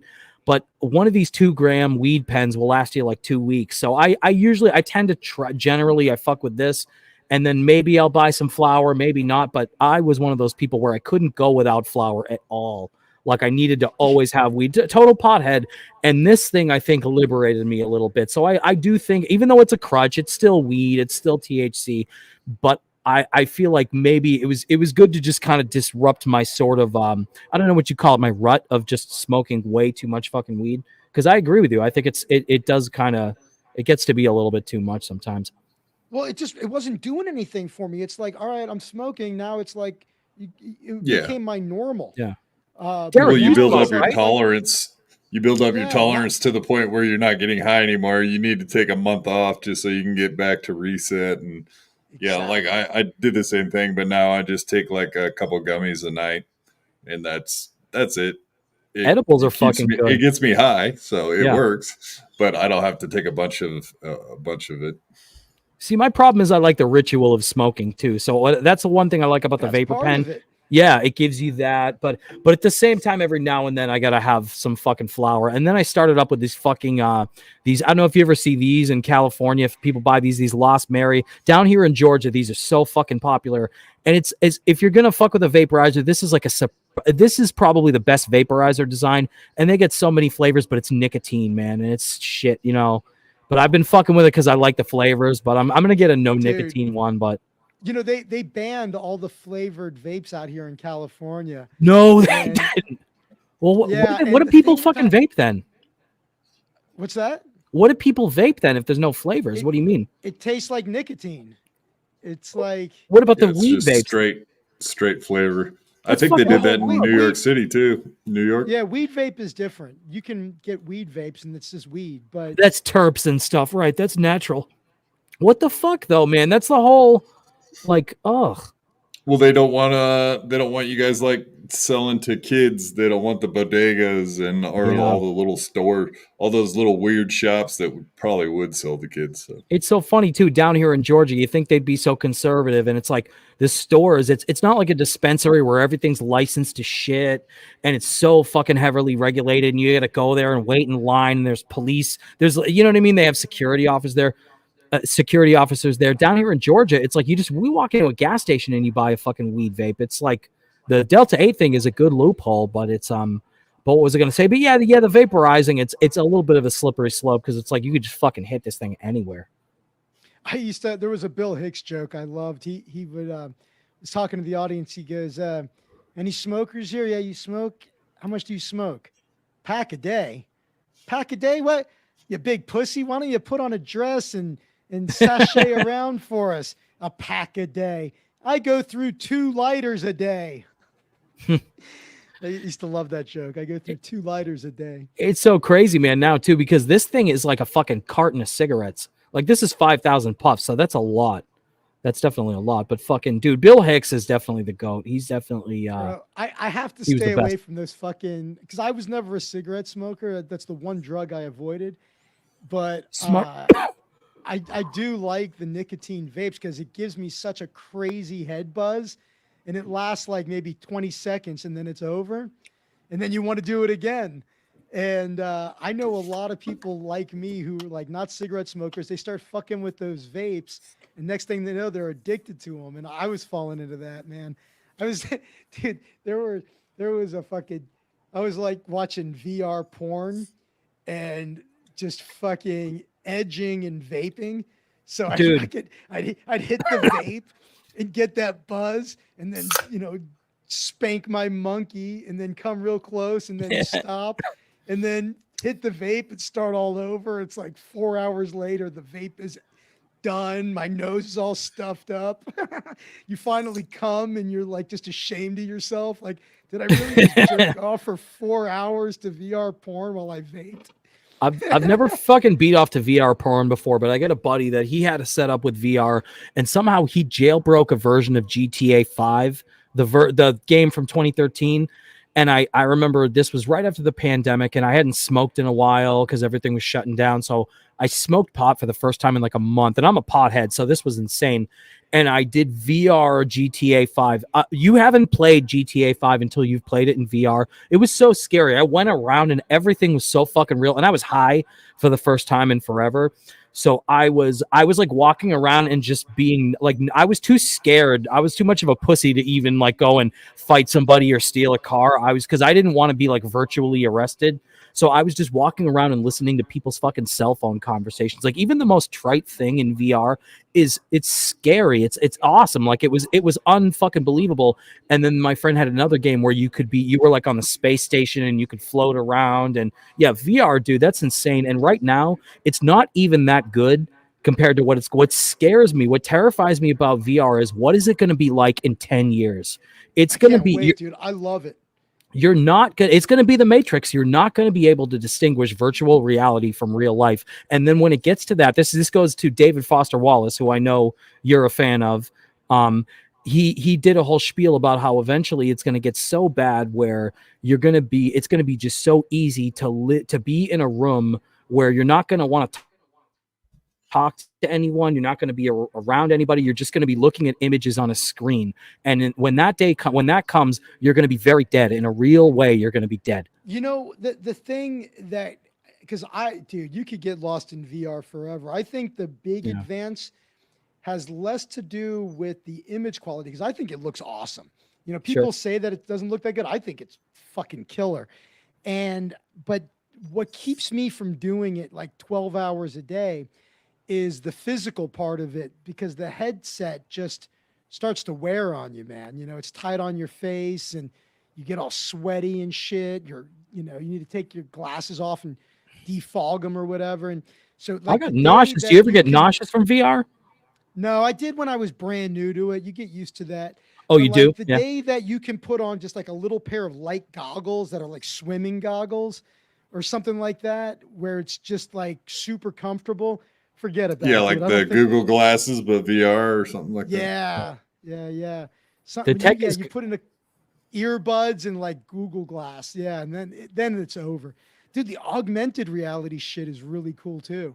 Yeah. That stuff's wild. The tech is going to be so good, and it's just going to be scary. I'm fucking terrified. I can see why you're excited about it, but I find, I know that sounds so like cliche, but it does sound fucking terrifying. I love technology, man. I don't worry about it. I figured like there's good and bad with everything, right? They freaked out over the printing press. You know, people, whatever new technology there is, people lose their shit, and every new technology brings good and bad with it. Yeah. It's I mean, look, dude, cell phones are fantastic, but they've also disconnected us a lot, ironically. It's a big pain in the ass when you're performing and people are in the audience with their fucking phones out instead of just watching the show. Or oh God, as a comedian, didn't even occur to me like you have a whole unique perspective on that too. It's just also like as a performer. You go on the date with a girl and she takes out her phone during the date. If that happens to me, although I haven't been on a date in a long time, but oh, dude, me neither. I hear you, man. Since my last girlfriend dumped me, but I had a girlfriend for a long time and she dumped me. So ever since then, I've been like, whatever. But But my thing was like, Tom Likas years ago was like, yeah, you're on a date, a girl brings out a cell phone, that's the end of the date. You get up and leave her with the check, fuck her. And I'm kind of with that. It's like, man, you want me to pay for this date? I want your attention. I remember sit here and text your friends. I remember going on a date. I was with a buddy of mine and we went down to Providence, and he was trying to hook me up with this girl who, her name was Trina, and she was from Federal Hill, and she was like I don't know if she was like connected to the mob, but she was Italian. She was really hot. I was into her. And I remember we went to this bar, and she got up to like go talk to a dude that she knew, like at the bar. We were sitting at a table, like we were kind of like on a double date, me and my buddy Fred. And she went over to like talk to some other guy, and it wasn't like the end of the world. I'm not like a possessive, jealous guy or whatever, but it was long enough where I was like, he kind of was like, oh, dude, this is bullshit. She shouldn't be fucking over talking to the other guy. And a part of me was kind of like, yeah, you know what? That to me is that's kind of like a red flag. I didn't take it personally, but part of me was like, fuck this, dude. Like, you're on a date with me. Don't, like, you can go over and say hi to someone, but it was a long time. Yeah, if she knows somebody and says, I'm gonna run over for a quick hello, then no problem. It's like, hey, I'm on a date, but I just wanted to say hi to you real quick. All right, yeah, we should catch up sometime, and then comes back to the table. Not a big deal. But if she's over there doing shots with the dude, and it's like 10 minutes later, it's like, fuck you. It was definitely rude. It's like, my name's Chuck, not Cuck, Yeah, isn't it funny how these, like, I'm sure you've seen on Twitter threads where guys talk about like the one time a woman complimented them and how they're still holding on to it.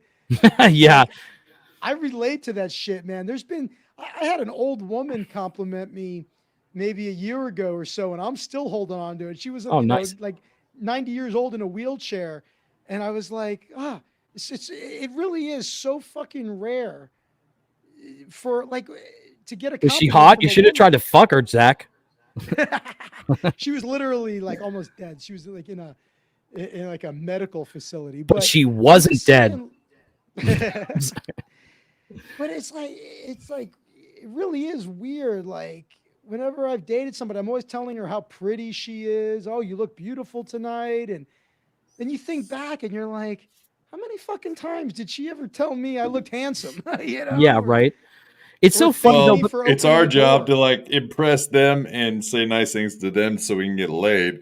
They're doing the opposite. They're like, yeah, whatever. I don't care if I get laid. And you better be fishing for compliments. It's so funny. It used to be like that, man. Women, I'm telling you, women have collectively lost their fucking minds.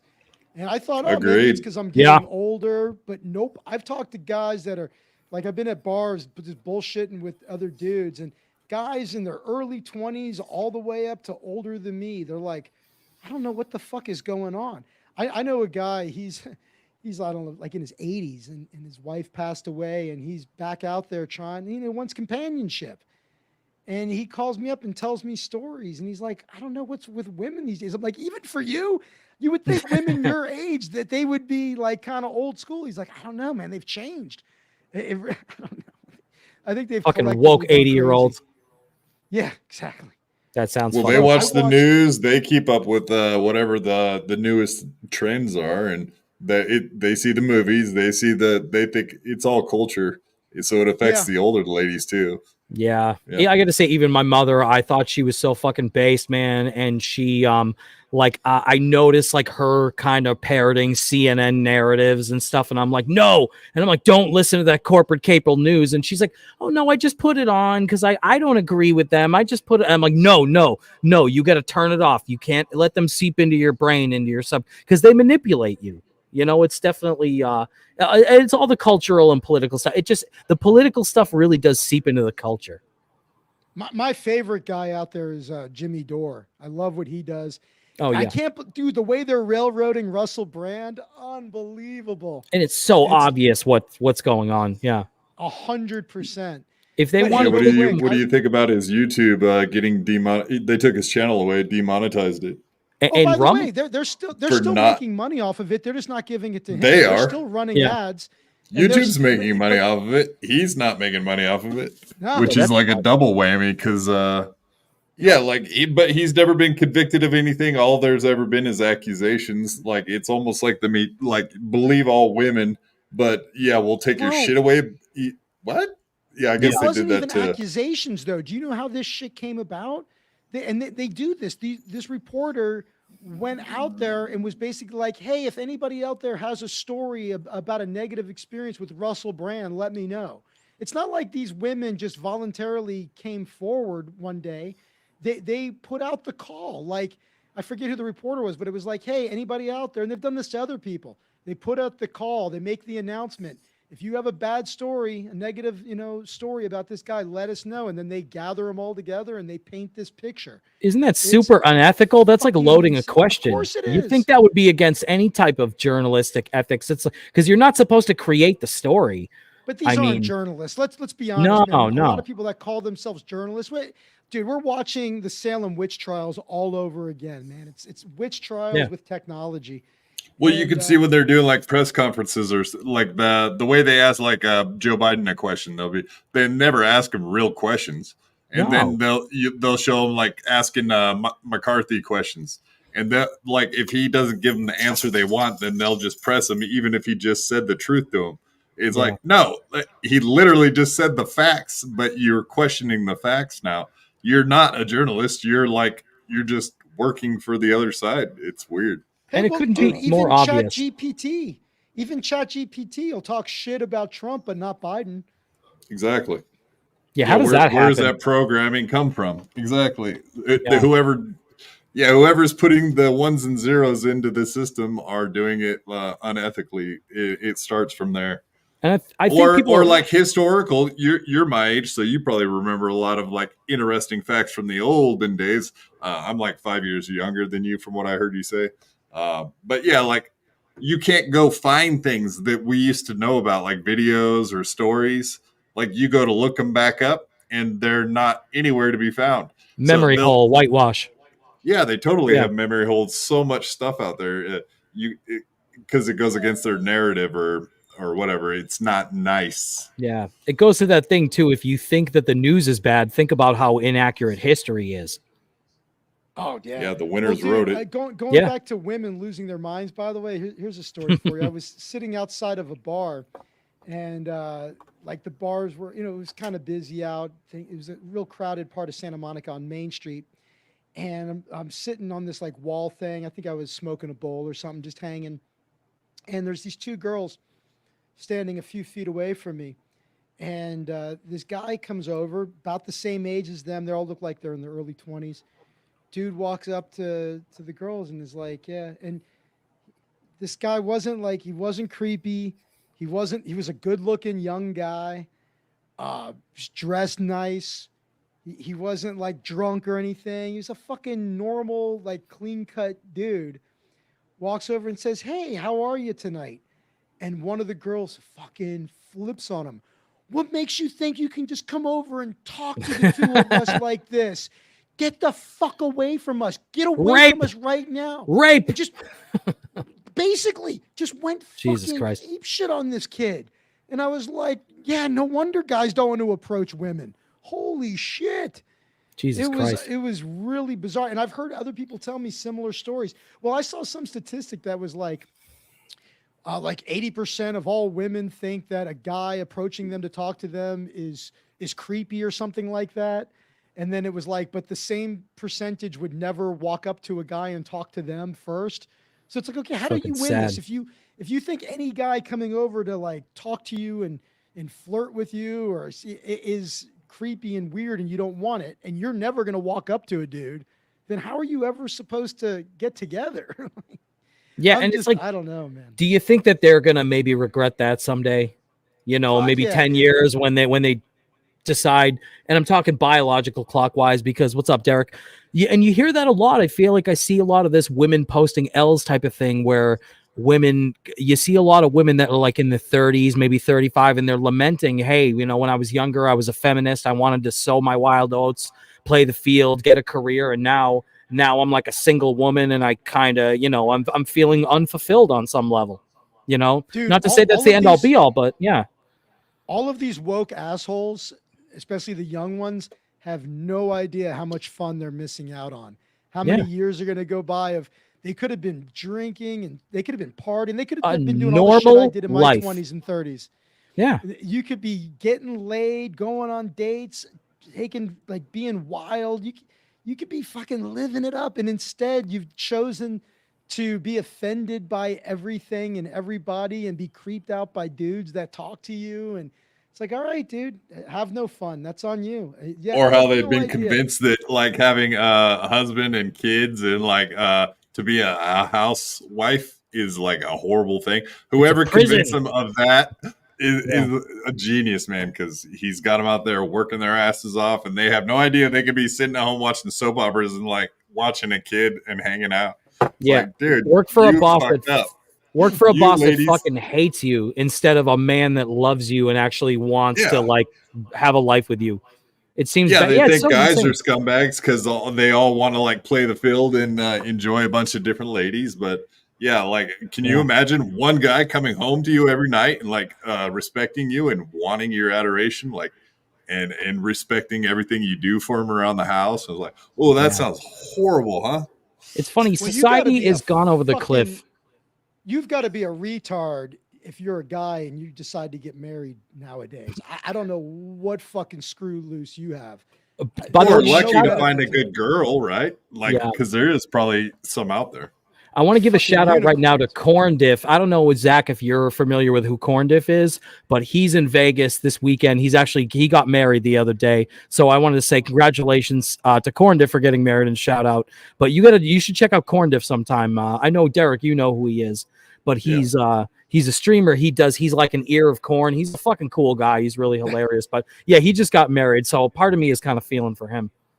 Dude, a close friend of mine who actually lives in Portland, Derek, he just got married. And it's like, I said, look, I always say congratulations too, but in my head, I'm always thinking better you than me, buddy. Have you seen or you look at your watch like, how long is this one going to last? Yeah. Well, by the way, the vast majority of marriages end because the woman wants to end them. It's not the dudes leaving, it's the women leaving. They're the ones that want to get married, and then they're the ones that want to get divorced. Yeah, exactly. No, like Gavin McGinnis talks about that a lot too. Like I think a lot of that is actually the women like testing their guy to see if they're going to like fight for him or like see how far they'll go to keep them. And maybe a lot of guys are just like, she wants to leave. Okay. Bye, instead of being like, the hell you're leaving me? You're not leaving me. Like, put the old-fashioned foot down. Like, you ain't going nowhere. It's sad to think of a lot of families getting broken up. Some of it might be geography too. I live in Los Angeles, whereas like if you live in Alabama or if you live in the South or the Midwest, it might not be the same situation. There still might be women out there that value a good guy. Well, religion might play a part in that too, because in the South and the Midwest, there's still Christian women. I highly doubt there's too many like down in Southern SoCal. Maybe the Latinas, the Catholic girls, they probably are, but the rest of them, and also the Hasidic Jews, they're crazy conservative, Yeah, and they stay like in a tight knit community too. So like that's a whole other advantage. When you have like a real close knit community, like it kind of forces people to like stay together. Seems to help at least. Hey, do you guys mind? I'm going to take another quick piss real quick, and then I'm going to come back. I'm going to take. I got to get going, man. Yeah, man. You know what? We can wrap if that's cool. A couple of hours. Yeah. Well, thank you guys so much for stopping by, Derek. I appreciate you stopping by, Zach. I appreciate you stopping by. Always great to talk with you guys. Appreciate you guys having me on your shows. Definitely, everybody who's watching right now, subscribe to the Quad Father. Subscribe to BYB Podcast. Do you do a solo show too, or is it just BYB? No, just with the buddies. Okay, so I was on BYB. I was on BYB the other day. Great show. Subscribe to BYB on YouTube. And Zach, subscribe to Zach Waldman on YouTube. What was I going to say? You said you're going to be doing more live streams now? That's great. Well, dude, you may have inspired me. It's been on my mind for a while. A buddy of mine who's an actor, he was like, hey, man, would you want to do a stream together? And we've been trying to brainstorm ideas. So I may return, man. And you may have nudged me. The fact that I had to set up these fucking lights and everything again, I'm like, all right, maybe I'll I'll do it. But if anybody out there ever needs a comedian or magician, go to ZachWaldman.com. As a matter of fact, there's a referral link on there. If you refer me for like a corporate event or a private party, I pay commissions. So you can you can make a couple $100 if you refer me out. And and you know, it's been so long since we talked. We'll have to do this more often so we don't have so much, because I know that I got some shit I got to take care of, and I know that you and I could talk fucking all night. For sure, man. But Derek, bro, you seem like a really good guy. It's very cool to have gotten to meet you. And I'm gonna right when we end this, I'll go and find your stream. What should I search for? BYB? See the at BYB_POD. If you, I just put it up on the screen now. Yeah. So subscribe to BYB for sure, and subscribe to Zach Waldman. These are great guys. I love talking with both of you guys, and yeah, for sure. I would love to have. Go ahead. Yeah, you have Twitter too, Zach? Yeah, I'm on Twitter too, and Zach's on Twitter, so follow all of us. Everything's under Zach Waldman for me. The only thing that's not is Instagram. I'm Zach Comedy Magic, but even there, if you type in my full name, it'll come up, Zach Comedy Magic. But yeah, man, thank you so much, Adam. I really appreciate it. Really great to meet you, Derek. Hell yeah, man. Yeah, same here. And it's cool to be around like-minded people. On one hand, I feel like we're all just kind of preaching to the choir, but at the same time, it's nice to like get away from the leftists and their insanity, and to be able to know that you're not alone in this world of stupidity. And you know, thank God for you know, guys like Nick DiPaolo. And the one show, by the way, real quick, that I do listen to pretty much every day is Jim and Sam. I love Jim Norton. You're a Jim and Sam fan? Yeah. Oh, dude, I love them. When it looked like they weren't going to renew their contract, I was going to cancel Sirius, and not as a threat. I was really like, it's the main reason I still subscribe to Sirius is for Jim and Sam. And if they're not gonna be there, keep paying for this. So the fucking Nancy Grace walkout was the best thing they ever did. I love that. Oh man, I don't know that one. What? I'll have to look that up. Oh, dude, if you're a Jim and Sam fan, that's probably one of their best moments. That's probably one of their biggest moments. Yeah, Nancy Grace walkout. Yeah, no, you're gonna love it, man. But for sure, yeah. But I'd love to have you guys back on the after show, and I'm trying to do more shit with people, trying to do more crossover, and it's new to me. You know, for a long time I kind of was worried about StreamYard. I thought this went great. We had a great conversation tonight. I really appreciate you guys coming by. No, thank you for having me. Thanks. Hell yeah. Bye-bye. Awesome. Well, you guys have a great night. Take it easy, Derek. I'll definitely talk to you, man. Sounds good, buddy. Have a good one. Hell yeah, you too. Hey, so thank you guys so much for watching the AGTV GoldSTREAM After Show tonight. Don't forget to check out the GoldSTREAM. We're going to be live next week. Same time, same place. It's going to be next week, Monday night, 11 p.m. Eastern. Going to try to stick to the schedule. So far, it's going pretty good. So appreciate you guys for watching, for commenting. Appreciate everybody for stopping by. And this was a really great show. I had a great time. And I always like talking to you guys. Always like you know, bringing up the chats and reading your chats and having the interactive aspect of this show. So I would have, you know, kind of wanted to kind of interact a little bit more with you guys verbally. I didn't want to interrupt anybody that was talking. So if I didn't get to your super chat, or if I didn't read your chat aloud verbally, I apologize for that. But just want to let you guys know I'm seeing you in the chat. I see you there. Appreciate you guys being part of this. And we're definitely going to do more shows and more after shows. It was really great to catch up with Zach and Derek. And this was a good show. So thank you guys so much. Don't forget to subscribe to us. Subscribe to Adam Goldstein TV if you're watching and you haven't already. If you like this, if you can share this on social media, I really do appreciate it. You can also get some of our merch. If you want to go to my main page, you can check all the links there. And don't forget to check out the main live stream. So I'm going to let everything... I'm going to put everything up on the screen that I can. And I want to thank everybody for stopping by. Thanks to Salty. Thanks for Jared Melrick. Thanks to fucking Chad TI for stopping by. And I'm sorry, I was going to read more of your chats out loud, but it was cool. We had a lot of people popping off in the chat. Harry Dunn. Like I said, Chad TI. Who else was here? Ari Jane was here earlier. So I really appreciate you guys coming by. And I'm going to wrap up the after show. And thank you guys so much for watching. Don't forget, next week, Monday night, 11:30 Eastern, GoldSTREAM. It's going to be every week. So I'll talk to you guys next week, and I'll see you. Thanks so much for watching the GoldSTREAM After Show. I'm Adam Goldstein, and we'll see you guys next time.